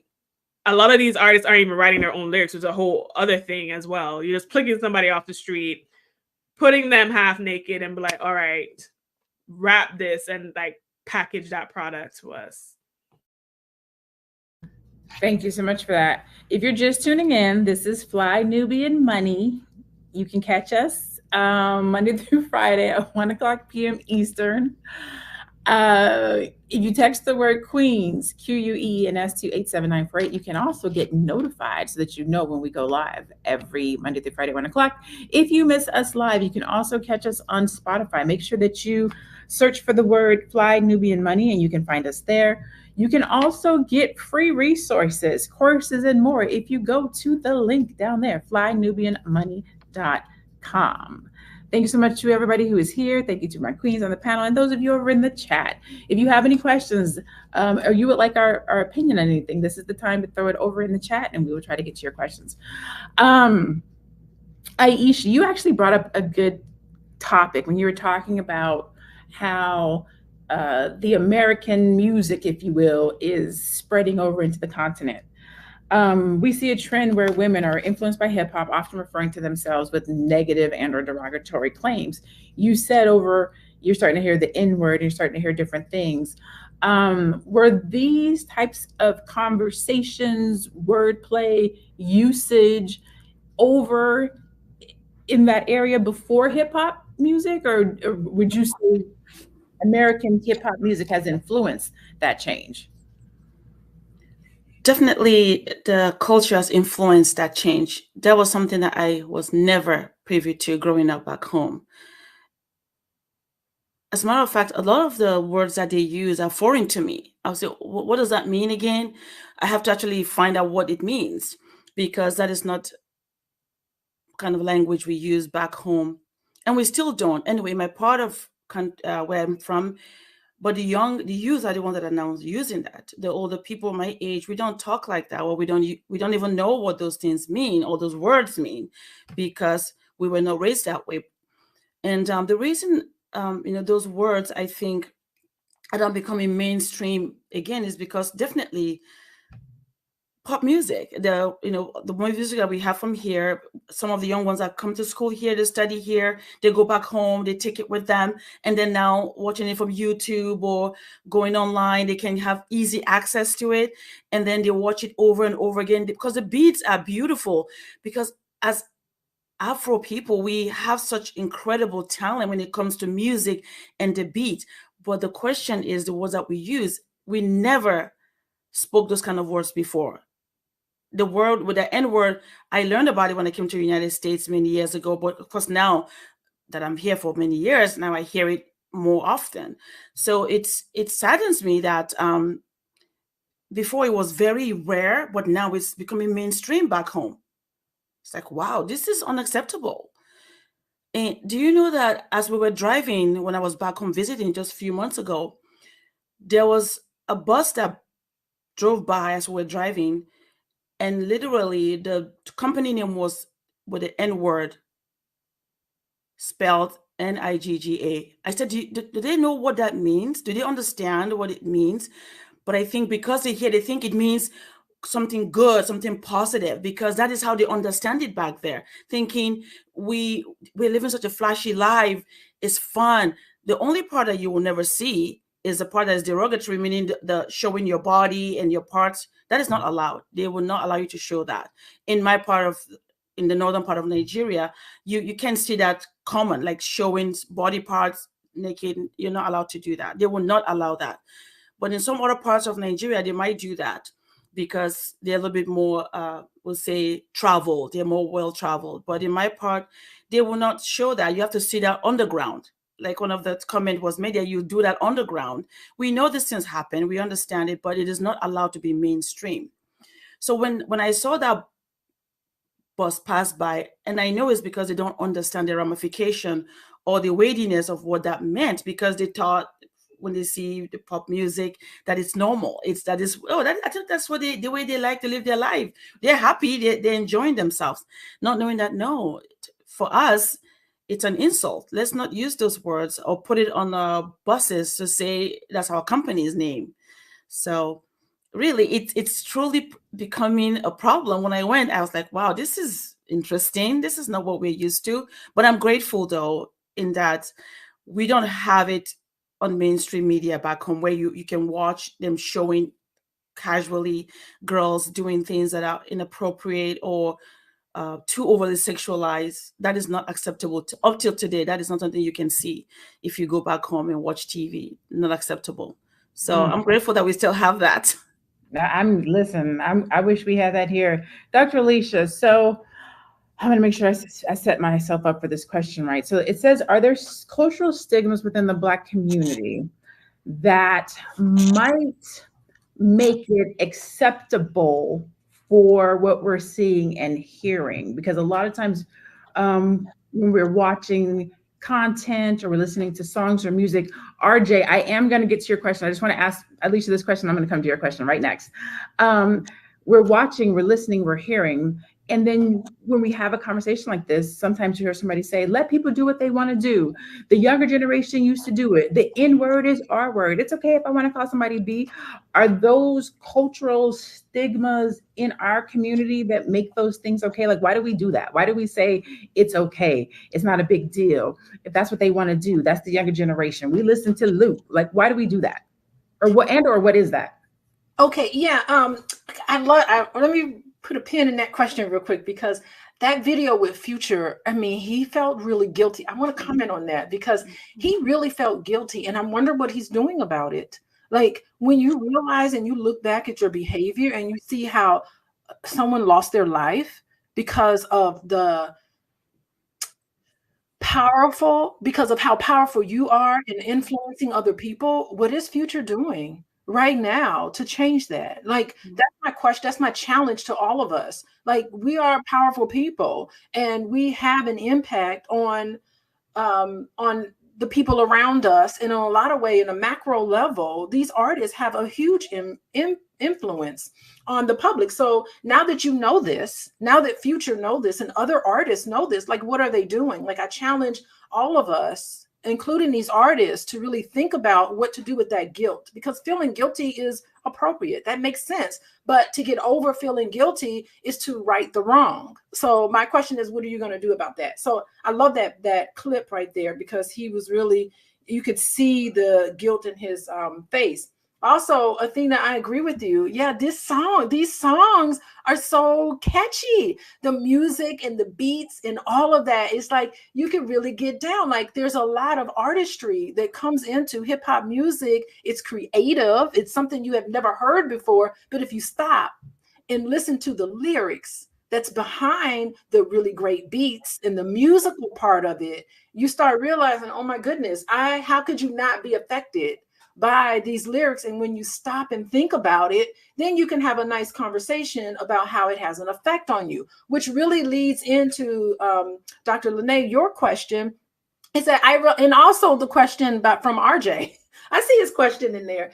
Like, with my children, I'm realistic. I understand that I cannot cut them off from society, right? I can put limits on what the type of information they consume, but I am realistic in knowing that I can't stop them from listening to it. So if I see my children, any one of my children, listening to lyrics that is incongruent with our values, I have a conversation with them about it. I say, what do you think about what that person just said? And I'll stop. It's a teachable moment for me and for them to be able to say, okay, what do you think about that? Like, tell me what you think. And if parents have that conversation with our children. That's how you fight it, because it's not going to have an impact on your subconscious mind if you are consciously, on a conscious level, thinking about your thinking, thinking about what's coming into you. And if you have a conversation with teenagers and all consumers of this music, they will tell you, they will say, you know, I think that's really terrible.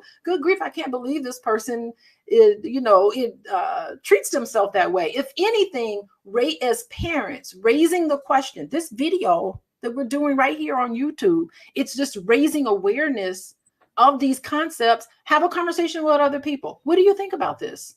You know, is this who and what we are? Have you noticed that our images are controlled and seen and very derogatory? What do you think about the misogynistic perspective in the lyrics of music? All rap music, I have yet to see a lot of it that's promoted in media.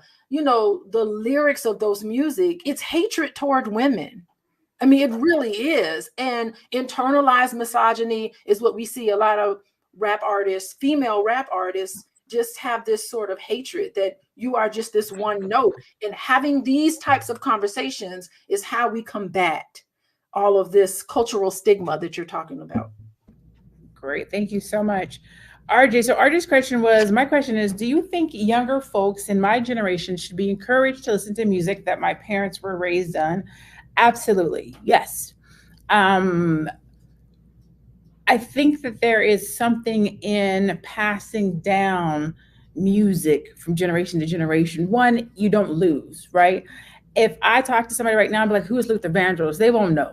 Like, y'all don't know who Luther Vandross is? Y'all know who have you watched the 5 Heartbeats? Like what do you understand about music? The other thing is, they're listening to this music today, and they don't even know that they're remakes. Like they're what do they call? What is it called when they samples? They're samples. Yes, they're sampling old music. So this song that you're grooving to, that you think is the stuff, that's from like 10, 15, 20 years ago. So to have a good understanding of music, but also old music is old music. You can learn something. You're going to hear something different. You're going to feel something.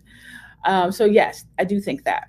And then the other question from Danette, how do we fight against negative rap music as a community without being accused of practicing censorship or stifling an artist's creativity or messing with someone's money? Athena, how would you like to answer that question?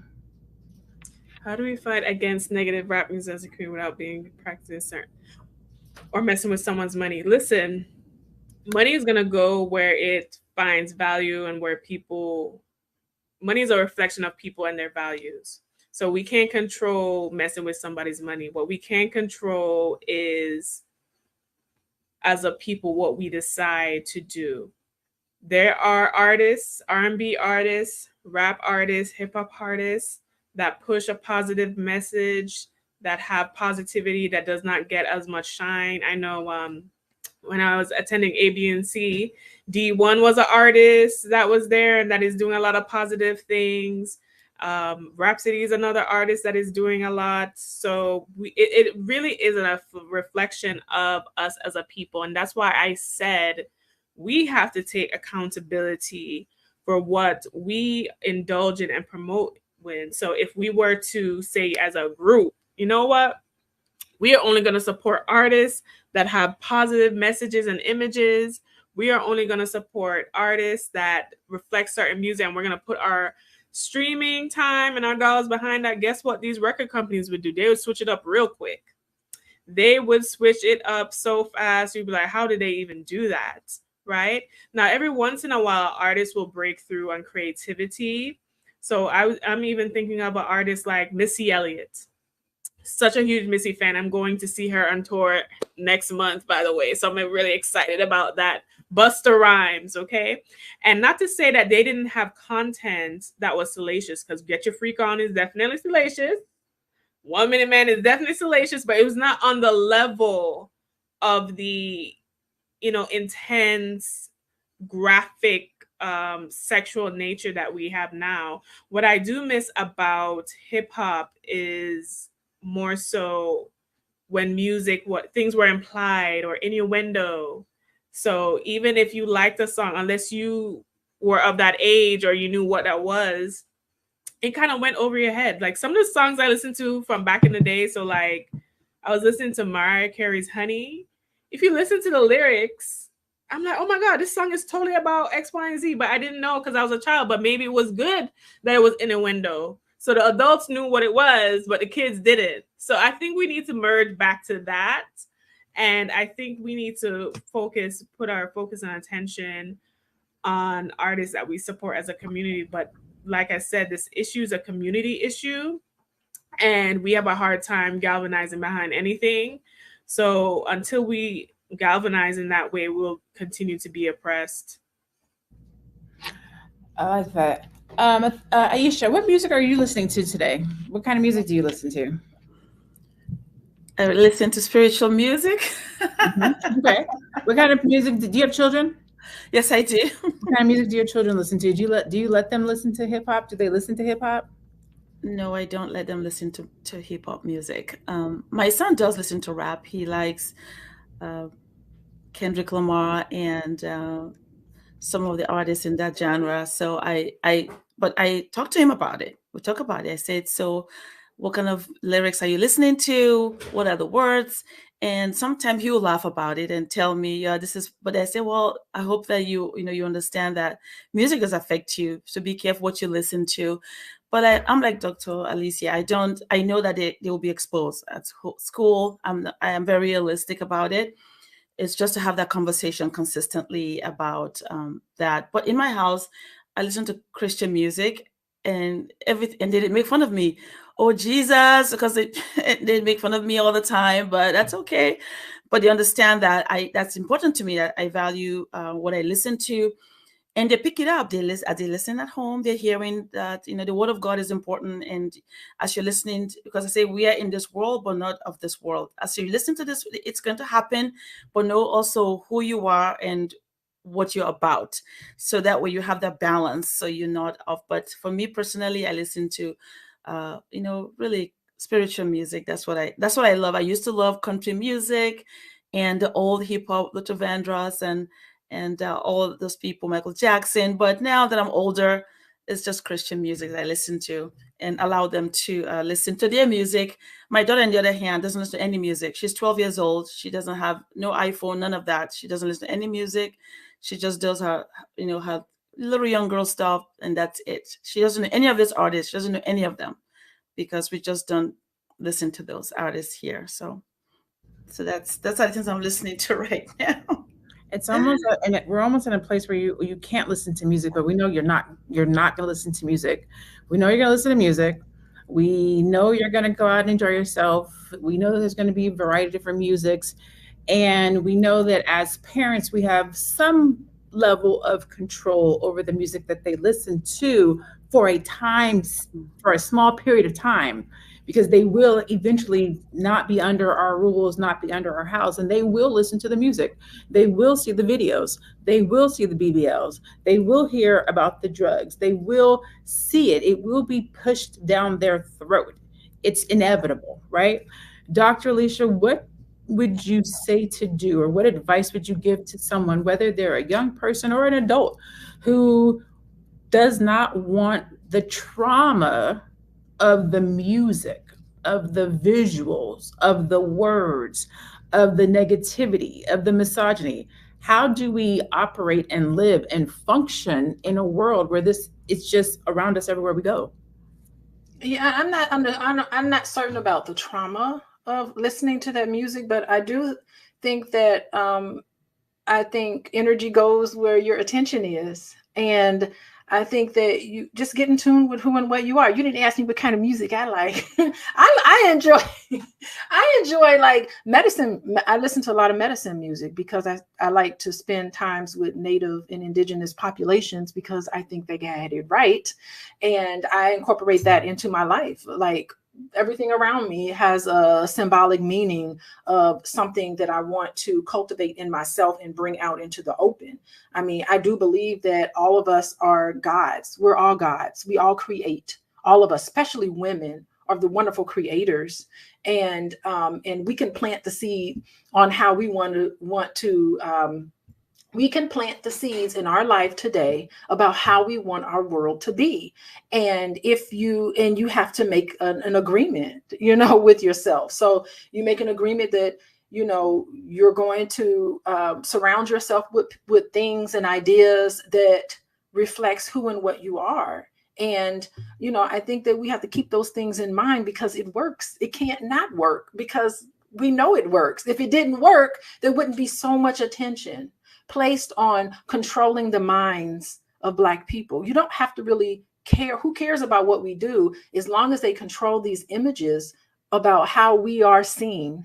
These images are seen. We got to keep in mind, this is an election year too. How many hip hop artists do you think they're going to lean on to come out and tell us who to vote for and who not to vote for? I mean, we know that it's powerful, and the music is powerful. I mean, think about like Bob Marley. Remember when Bob Marley got all into political things? I mean, he was dangerous because he had the eyes of the masses and the ears of the masses, and he used his platform to talk about social issues. I mean, there's such beauty and such comfort in music. I mean, even in the civil rights era, music was so important in captivating and catching the feelings of what everybody was going through. So it is extremely powerful. And we have to understand how powerful that is and just use your brain. I mean, have some critical thinking skills. I mean, we have in this video laid out the formula.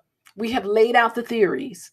So now you can listen to this and go on without your life and see how the data fits what we've talked about today, how these images are the controlling images of Black men and Black women. I mean, the stereotypes of Black men is also portrayed in this. And I don't know what that feels like for men. We don't have any men here, but maybe they could, weigh in on this. How does it feel for them to be able to see themselves this way? I know how it feels to see my husband and my son portrayed in this way that has nothing to do with who and what they really are.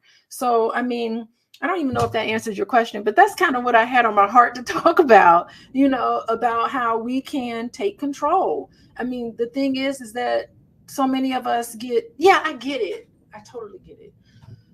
We got to get up. We got to go to work every day. We got life things, adulting things happening in our life. How much time do we have to stop and to think and to reflect? Not very much. And maybe that's the rat race of it all. Like, we're trying to put food on the table and we're living, all of us are living our lives and have issues that we have to deal with on a day-to-day basis.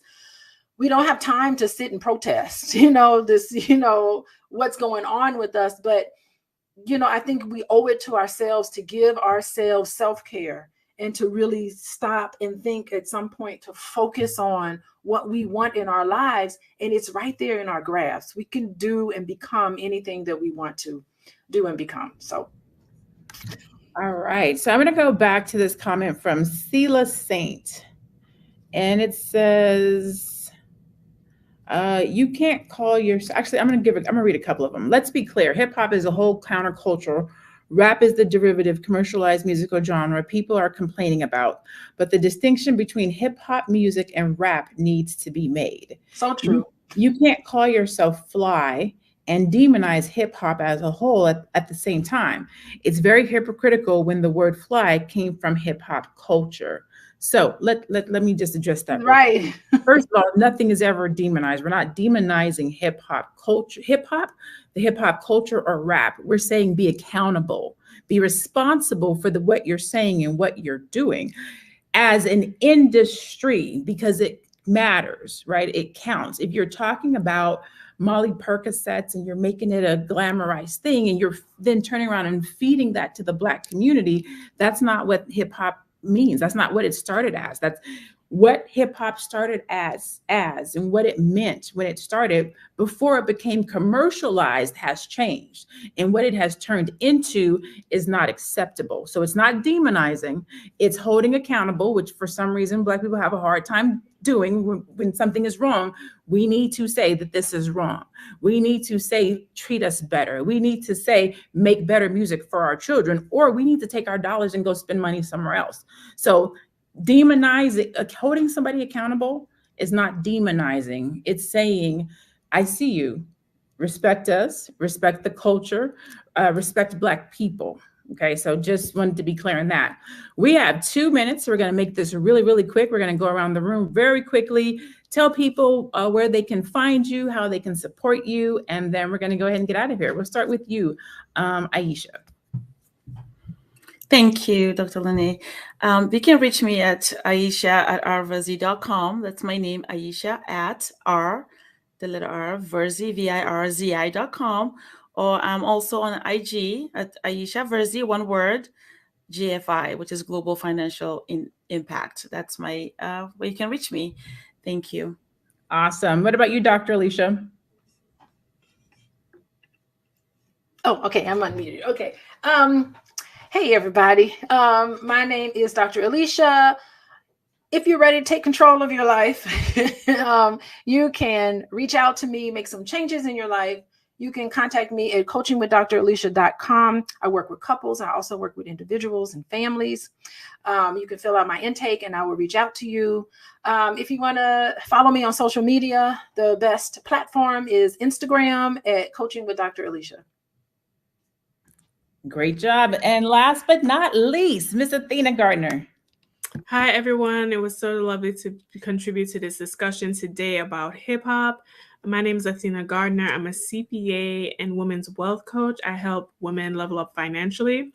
If you're a woman and you're interested in doing that, you can find me at wewealthwomen.com, on all social media at wewealthwomen, and listen to me on the We Wealth Women podcast on Apple, Spotify, and iHeart. Awesome. Awesome.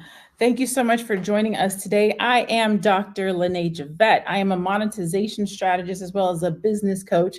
I help Black service-based entrepreneurs who package and sell their expertise to brand their brilliance and triple their revenue. This is Fly Nubian Money. I'm going to say it again, Fly Nubian Money. And you can catch us at flynubianmoney.com if you are interested in getting some free financial resources, courses, or other things that are over there. If you want to be notified when we are online live every Monday through Friday at 1:00 p.m. Eastern, you can text the word Queens, QUEENS, to 87948, and you will be notified when we are live. You can also go to Spotify and search for Fly Nubian Money if you would like to listen to us on the go. Today has been a great day. We always appreciate you guys for tuning in, giving us your feedback. And you know what? Today I'm going to give a special shout out to our producers that do the stuff on the back end, that bring up the slides and make sure that your questions come up on the screen. So we want to give a shout out to our actual production team as well.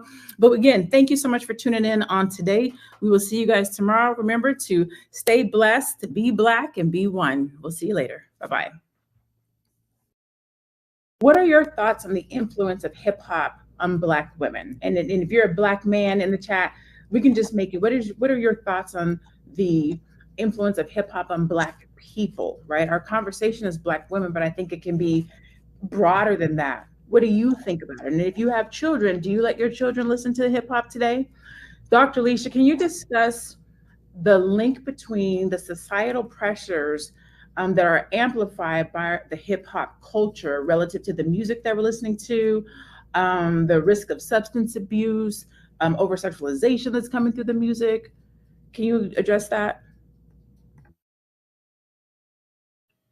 Thank you, Lene. I mean, it's such a great question. I mean, we know that the glorification of these risky behaviors in hip hop, I mean, that's really what we're talking about. Like the issue with the substance abuse. I mean, it is promoted as a coping mechanism. And although I happen to teach a class on substance abuse, and 93% of Black women have no substance abuse issue.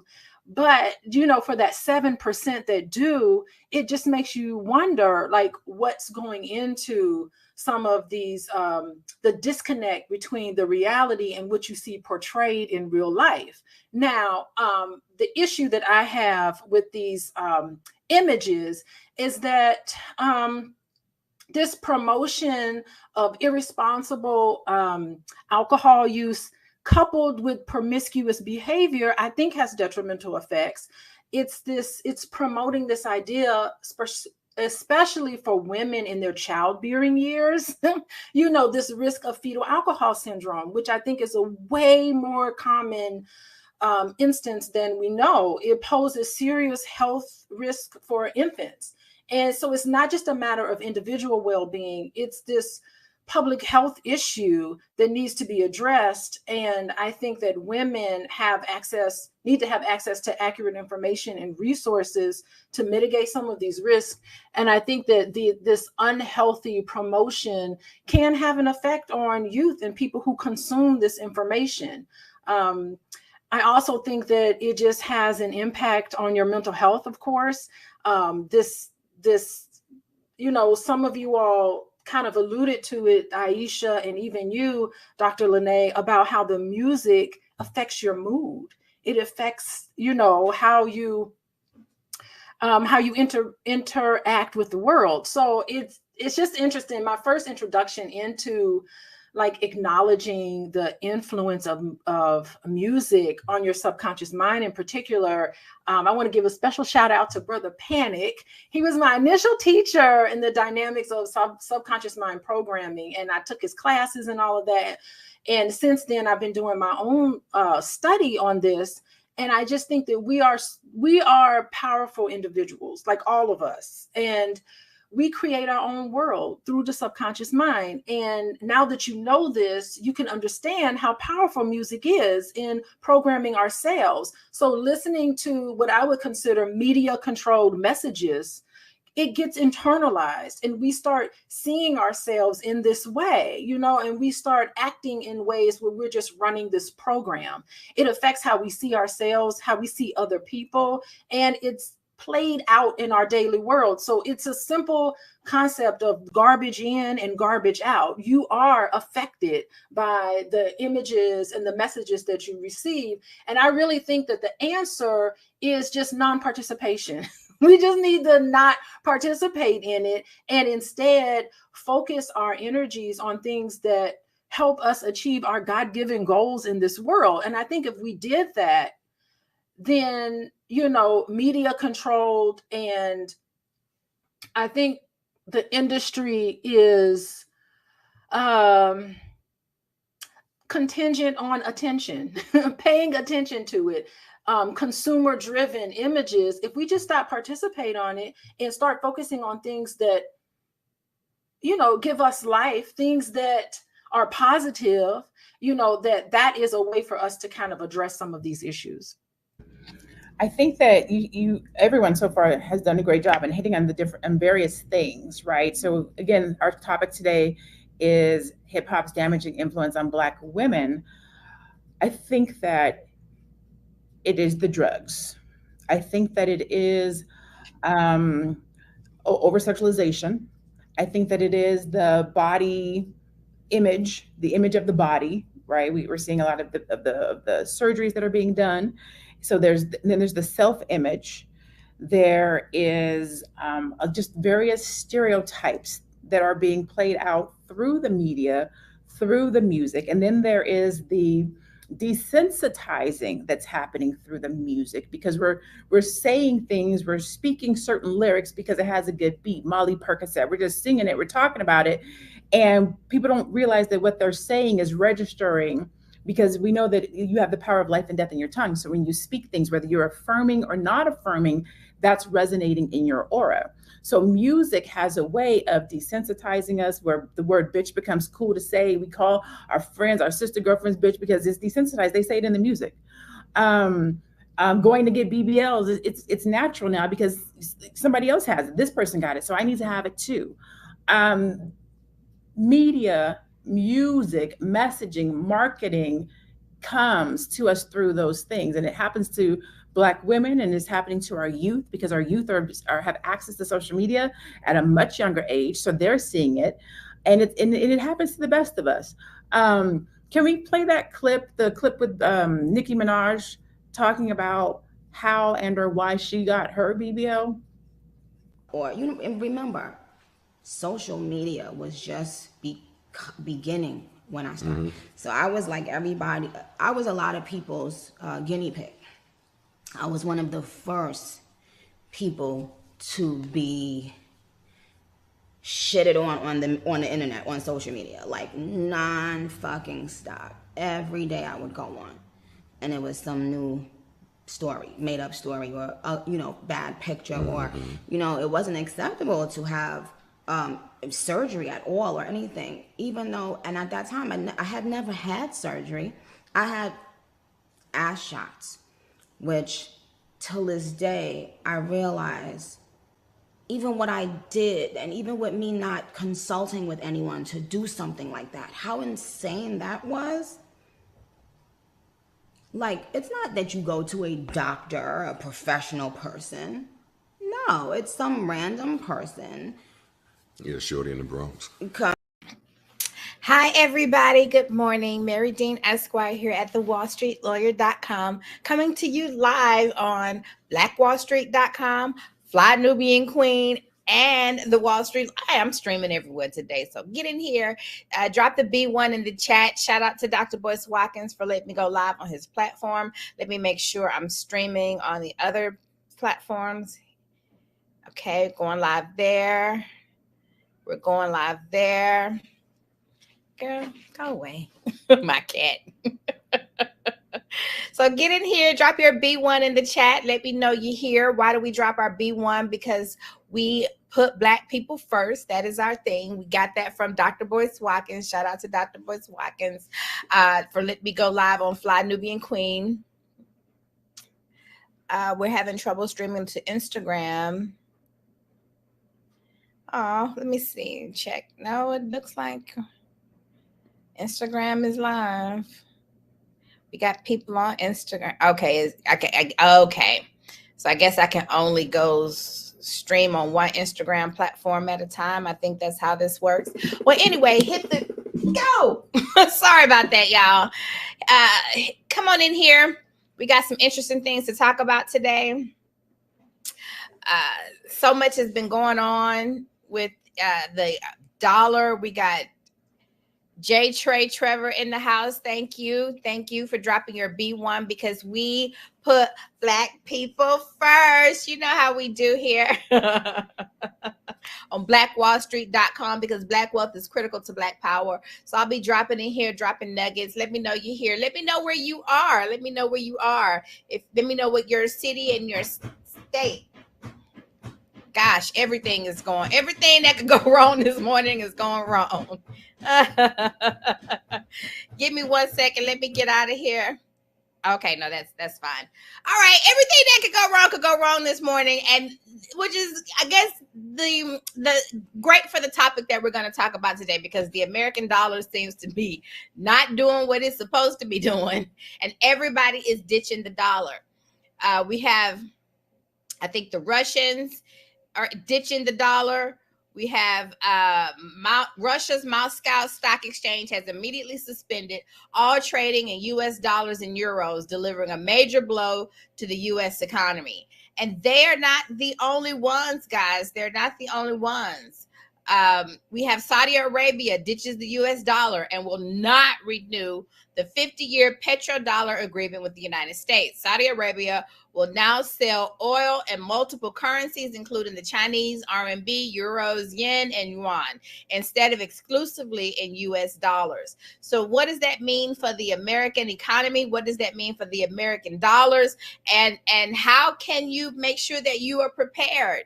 How can you make sure that you are best prepared? So that is what we're going to talk about today. And one of my favorite, the guys whose post that I'm actually showing right now, I follow him, Johel Capital, and he said something very interesting. And I just really want to piggyback that. So let me read what his post was. For all those people who think the dollar will fall and America will collapse, stop it. Have you gone to these other countries? Do you trust China? Do you trust Russia? Do you trust India? Okay, go for it. Good luck to you. Bitcoin. Yes, Bitcoin. I like Bitcoin. I think you should buy 1/10 of it and call it a day. Bitcoin is the new gold. However, Bitcoin will not be used as a dollar or fiat currency. Bitcoin is the balance to fiat, a check on it. I can go way deeper into this, but it's too much to type. I get it. I was there on the trading floor, the wallstreetlawyer.com. I remember when they had a trading floor right next to the New York Stock Exchange on Wall Street. And I've been there since the very beginning. So I get what Bitcoin symbolized. We'll get into that another day. At the end of the day, just keep grinding. Just keep grinding. Build businesses, build assets. And it doesn't really matter what we trade with it. It can be bananas. I find the people that pump Bitcoin are praying it blows up and they can be millionaire versus just putting in the work. Does this destroy or even hurt the American dollar? No. Nations will still need the dollar to function. The dollar isn't going anywhere in our lifetime. Minimum, maybe the next 30 years. But to me, that is our lifetime. Okay? The next 30 years, that is our lifetime. America isn't going anywhere. Get back to work. Build your empire. Don't listen to this BS noise. That's his take on it. I'm not so confident in the American system and the American dollar and whether or not it will sustain itself. I have, in my lifetime, I have witnessed highs and lows, depressions, recessions. I literally became the Wall Street lawyer, occupying Wall Street at the height of the Occupy Wall Street movement. So I have pretty much seen it all. And one thing I have seen and one thing I have noticed, and I want you to take this with you, is that there are many people who thrive in the depression, in the recession, in the worst of times. And there are many people who do well, many people who thrive in the worst of times, and there are many people who suffer and do poorly in the best of times. And so one thing that I have always maintained in my persona and my business and my life is that I will never let what's going on around me in the day dictate how I show up in the world. I will not let that dictate what I think is coming for me in the form of my blessings and what God has in store for me. Because as far as I am concerned, God is bigger than all of that. All of this background noise is simply just that, background noise. So I'm a firm believer in staying tuned in and tapped in to who you are, who the God in you, and you'll always succeed. And so one of the things that I do talk about in my book, How to Build a Thriving Black Business Using the Laws of the Universe, blackwallstreet.com. You see my book here in the corner. And I've also dropped a link to the chat in the chat. If you're interested in purchasing a copy of the book on Amazon, How to Build a Thriving Black Business Using the Laws of the Universe. And it is by tuning out the noise. It is by not letting the news cycle and what's going on in the air of the day dictate how you show up in the world. Okay? As long as you are doing what you're supposed to do, as long as you are preparing, you want to prepare. You want to prepare. You want to prepare for everything that life has for you. You want to prepare in the forms of maybe setting up a will, setting up a trust, setting up your estate plan, making sure your house is in order, making sure your business is in order, separating your assets from the loan on the mortgage, the mortgage, the loan on the car, the loan on these things, separating them from the assets so that maybe you don't lose your assets if the sugar honey iced tea hits the fan. But outside of that, put your head down and handle your business. And one of the best ways in handling your business is to make sure that you have those systems in place. Okay, there's no magic pill, or the only magic pill that I am aware of is the pill of showing up, consistency. Consistently doing what it needs to be done, consistently showing up in your business. And interestingly enough, when you go get that job, you show up every single day. You show up consistently, because if you don't get that paycheck. And so Same is true if you're gonna have your own business and create the job for yourself.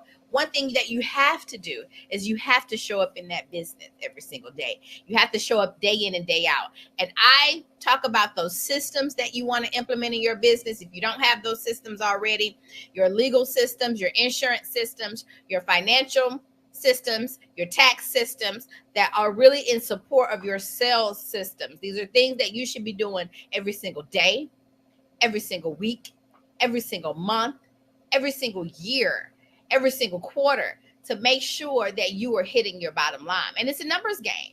How many phone calls have you making? And, you know, that's the whole Wall Street of age. They sit on and they bang out the phones back when trading used to be through the phones. Banging out the phones all day, so that they could hit their numbers. And so my question to you is, what are you doing day in and day out to make sure that your business is going to thrive, not just survive the pending doom, not just survive the dollar failing, not just survive these instances, but what are you doing to make sure that your business shows up and thrives, that you kill it? Because that's what you deserve.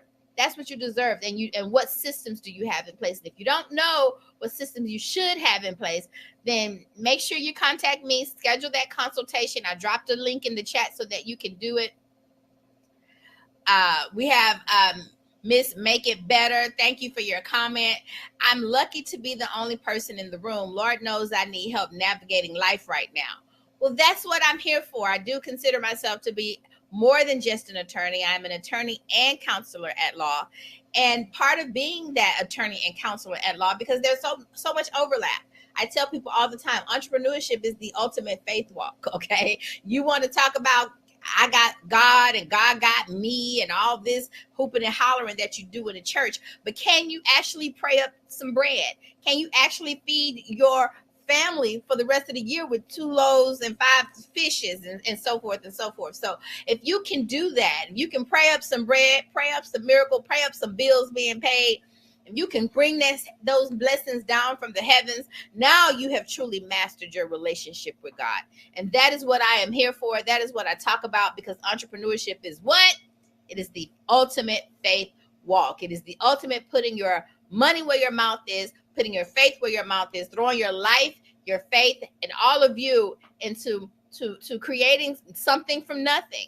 And it is truly the ultimate faith walk. So I tell people, you want to figure out how strong your faith is in God, how strong your ability to ask God for something and to actually receive what you're asking for. Start a business and quit that job.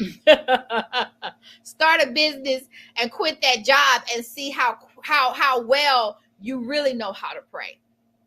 It ain't about sounding good and flowery and getting people to shout and jump down the aisle. That's not what it's about. It's about getting what you're actually asking God for. And can you do that?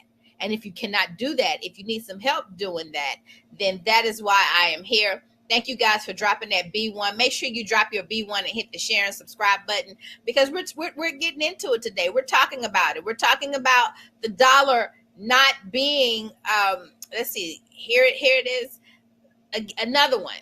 We're talking about things are changing, but the one thing that you're guaranteed is that life will always change. Things will change. You will have days where you're up. You will have days where you're down. But it is in those down days that you truly find out who you and what you're made of. As a matter of fact, it is in those down days that you were given the nuggets, the tools to get to the top of the mountain. So I can tell you some stories. I'll tell you a story about my darkest hour. I'm going to dedicate this story to Miss Make It Better.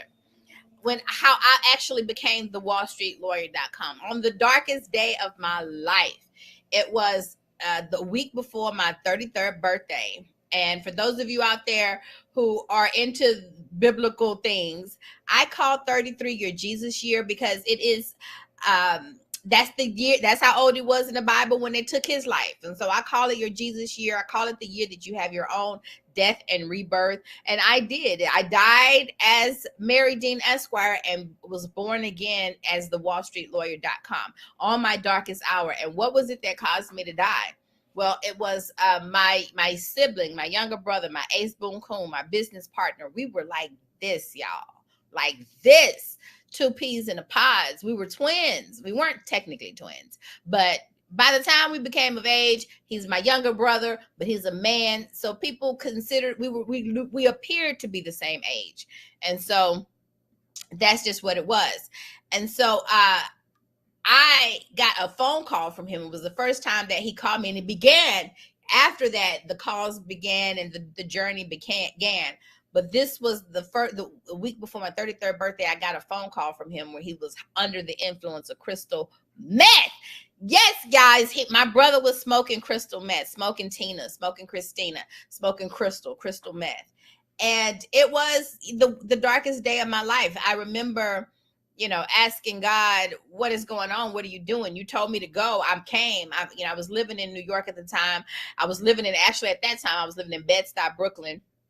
It was the height of the Occupy Wall Street movement. So I was working in the financial district, but living in Brooklyn. I just moved to New York City. And if you were a lawyer at that time, you could get that work, right? Because if you remember the Occupy Wall Street movement, at the height of the Occupy Wall Street movement, all of the banks were being sued. They were being sued by everybody because of those bad mortgages, bad loans. And so they were just being sued left and right. And so because of all of these lawsuits, if you were a lawyer in New York at that time, boy, you could get that work. And honey, I was working. I was fresh off the boat, looking for work, trying to figure out myself in New York City. So I'm working in the financial district. We were working broker hours. The stockbrokers would work dark 30 to dark 30. So that's what we as lawyers representing those brokerage firms and those big banks down there. We were also working brokerage hours, working from dark 30 to dark 30. It was doing 13-hour days with an hour and a half lunch break every single day. And so I began asking God, who am I? Because at that point, what I had known myself to be was I had known myself to be the dean of law to my brother's dean of style, because we were the deans, right? Real original. I know that was our shtick back then. So as we were the deans. And so, I'd been pitching shows, starring my brother, created this show, starring my brother. We've been working together, working New York City together. And so once he called me while he was high on crystal meth, then and only then did I finally understand why he was unreliable, why he had been so unpredictable, why he was so untrustworthy, and why I could not work with him anymore. And so that's when the prayer changed for me. The prayer became, oh God, well, who am I? What am I doing? You told me to come and I came. You told me to go and I went. I'm following your lead. I'm doing what you told me to do. Who am I? Who am I? And that's when I heard, my earring just fell out my ear. And that's when I heard, you are the wallstreetlawyer.com. You are the wallstreetlawyer.com. That's when I heard it. Now, I had never asked that question before. We have to talk about why we have valleys and why we have obstacles and why we have trials and tribulations. Because up until that point, I knew who I was. I was the dean of law. I was the renegade attorney. I knew who I was. I knew who, these names that I had given myself.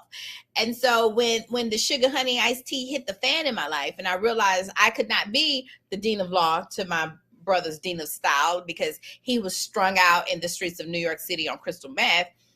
Who am I? Who am I?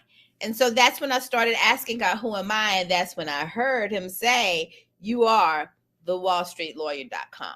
Got the domain, got my office on Wall Street, and the rest is history. I ended up moving to the financial district, moving to Wall Street, and really embodying and becoming the wallstreetlawyer.com. My darkest day.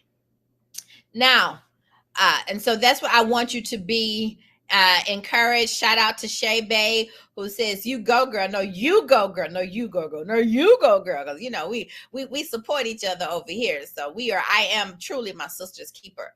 And so things came to a head maybe about 3 years later. So that was 2014. 2017, I get pictures of my brother where he got jumped by 6 men in Brooklyn, thrown down a flight of stairs. A week later, after I found out that he got thrown down a flight of stairs, I literally fell down a flight of stairs. And so then I got sucked back into the drama. I got to fix my brother. We are connected. We are one. I am my brother's keeper. And so what do I do? How do I, I got to fix my brother. I got to fix my brother. He needs me. He needs me.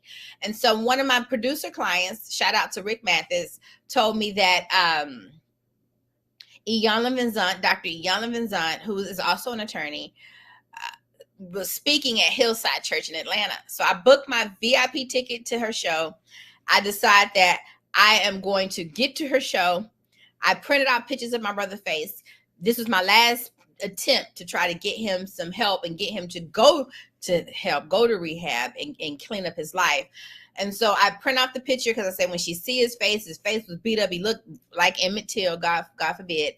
And I said, when she see this picture, she's going to say, man, I got to help this girl. I'm going for shock value. So I type up the letter, print out the picture. I'm ready to go. I get to Atlanta. I walk out of the airport. I look to my right, and you will not believe who's standing next to me at the airport.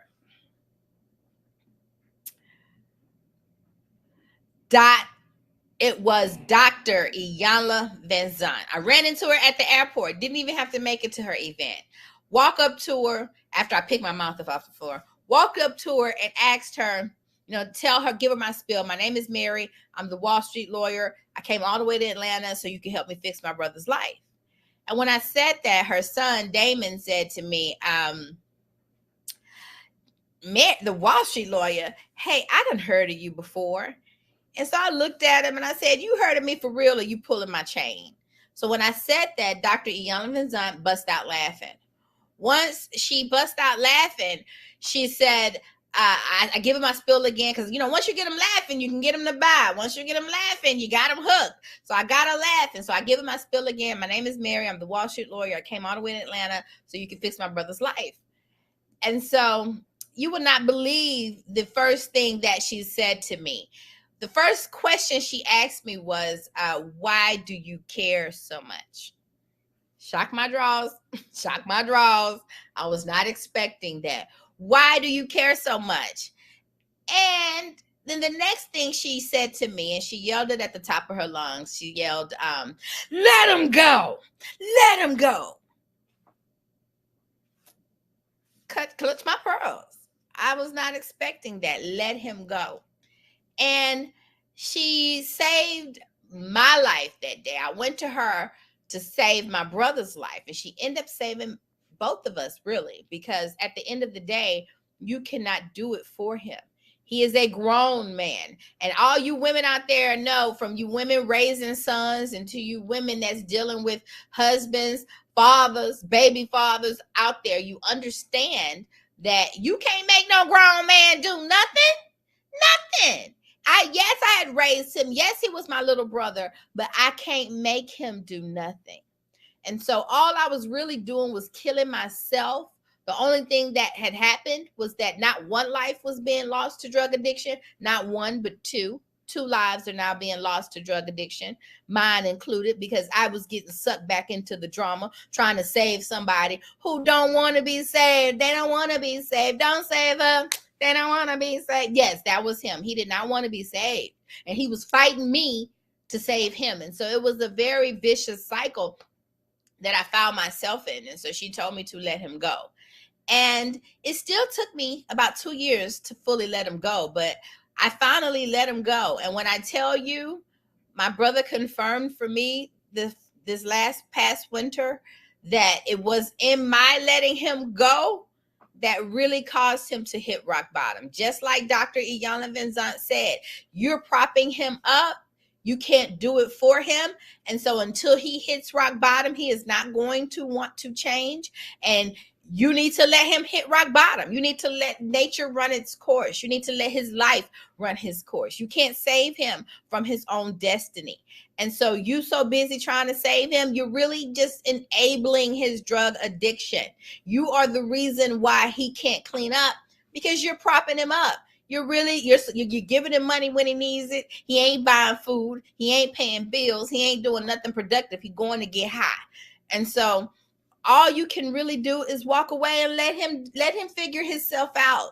And when I did that, guys, Iyanla Vanzant was right. He did clean up his act. He cleaned up his act. And I'm going to tell you what else happened. Dr. Iyanla Vanzant endorsed my book.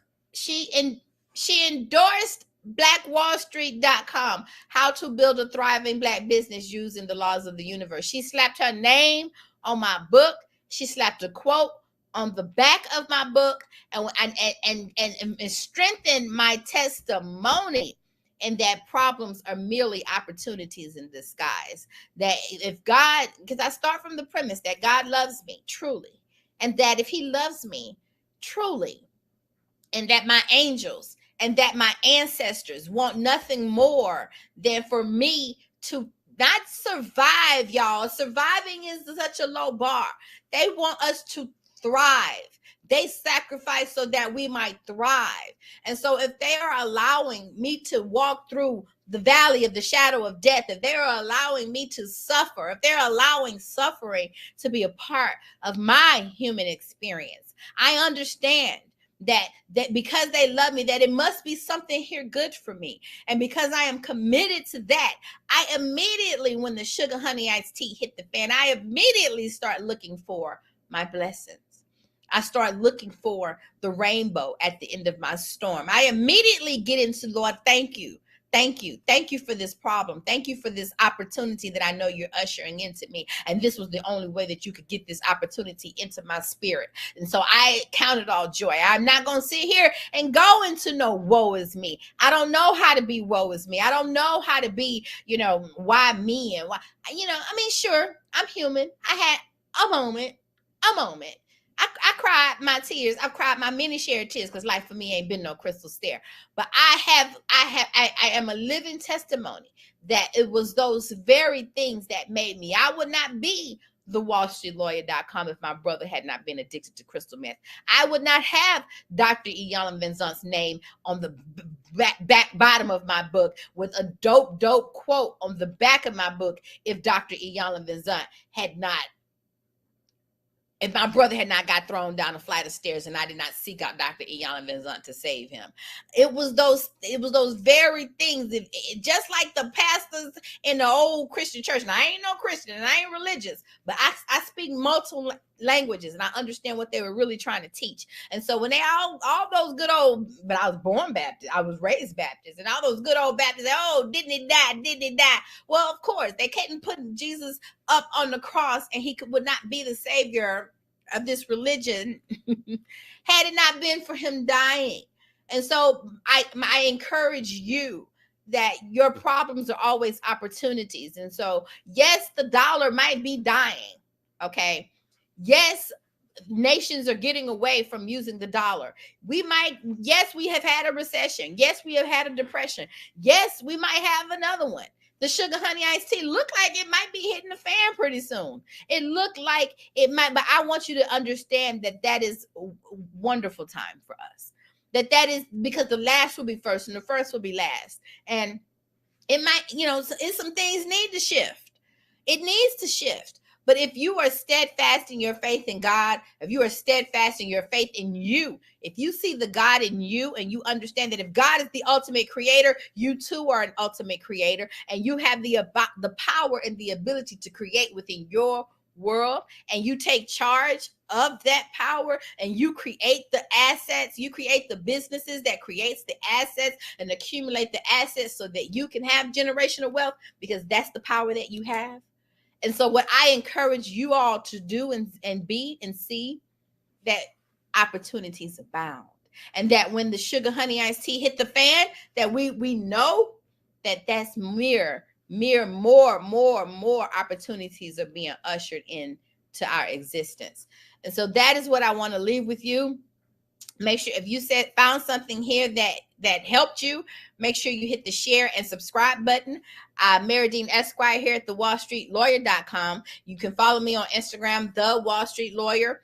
You can follow me on you can also follow my other business page, BlackWallStreet.com, because Black wealth is critical to Black power. Miss Make It Better. I'm in tears because I know God himself led me to you in this moment. You're a blessing. You're my tribe. No, you're my tribe. No, you're my tribe. No, you're my tribe. Honey, we are here together. And that's what I love about the power of the internet. And what the power of the internet has really allowed us to do is to make these things an even playing field. There is no excuse. There's nothing holding you back. You are more powerful than you know. You have more ability than you know. And I scream that into you just as much as Dr. Yolanda's son screamed that power into me and saved my life many years ago. You can do this. We can do this. You can do this. We can do this. United we stand, divided we fall. Guys, please also join my Facebook group, blackwallstreet.com, where I will be dropping nuggets in that group to help you. You can also message me in that group if you are having questions about starting your own business, if you're having questions about growing your Black-owned business, if you are having questions about creating a trust because you want to separate your assets from your liabilities, and so that creditors can't come, you want asset protection. Set yourself up, set your children up, so that we can thrive in Black power together. Shay Bay says, I see your book on Amazon. I'm buying it. Thank you for the support, sister. I am my sister's keeper. We are all we got. And I just want to encourage you guys. I have always felt called, and I always say that my practice is my pulpit. I ain't got to be in a pulpit shaking, and I ain't got to be throwing the Bible at people. The Bible ain't nothing but watered down version of African spirituality anyway. And so I want you guys to get to the truth, cut through the noise, get what you really need. I got to put that back up because I'm in tears because I know God himself led me to you in this moment. You're a blessing. You're my tribe. And I just shout out to Miss Make It Better. Shout out. That's is making me. I feel that. I feel that. And thank you for showing up with him here with me today. Make sure you guys follow me so that we can all stay in touch, so that we can be one together, so that we can be here for one another. Shay Bay say, this is my first live and you are awesome. No, you're awesome. And so the social media will try to make us think that Black people that we have all this infighting amongst ourselves. They would try to make us feel like that we don't have the community support that other cultures have. The media, the news cycle would try to keep us in a state of division. They prop up people like Sexy Red and BBL Drizzy, which is why we're so happy that Kendrick came in and gave him all the business, because it is a new day and it is a new time. And the day that the order of the day is that the last will be first and the first will be last. And the order of the day is that what's right and what's true is the only thing that will survive and make it through in the new world. And so I encourage you. And if you need anything, make sure if you want to schedule a consultation with me, I did drop a link for my calendar in the chat. So feel free to tag that link and schedule a consultation with me to see how I can help you grow your Black-owned business, to see how I can help you separate your assets from your liabilities so that you can make sure you preserve your assets and nobody can come and get those assets should you ever become subject to a lawsuit. So we can make sure that those assets transfer to the next generation free and clear without you having to go through any more drama or trauma in trying to, probating the will, having to go through the court system and anything like that. So that is what I do. Mary Dean Esquire here at thewallstreetlawyer.com. We got Cocoa Butter, Truth You Speak, Thankful, Thankful. Thank you. Shout out to Cocoa Butter. Hope that my words feel like cocoa butter on your soul. That is why I'm here. And that is my pledge to you is to show up. And so if I'm showing up here Sometimes we're going to show up here, do some deep dives into your business, some business nuggets. But every time I come in here, I promise you I'm going to be bringing you some nuggets because Black wealth is critical to Black power. And I want to see all of you all of us, we will all rise in power together. Absolutely. So until we meet again, I want you guys to have a wonderful and outstanding day. And again, if there was something here that helped you, please make sure you hit the share and subscribe button. Have a wonderful day. Bye-bye.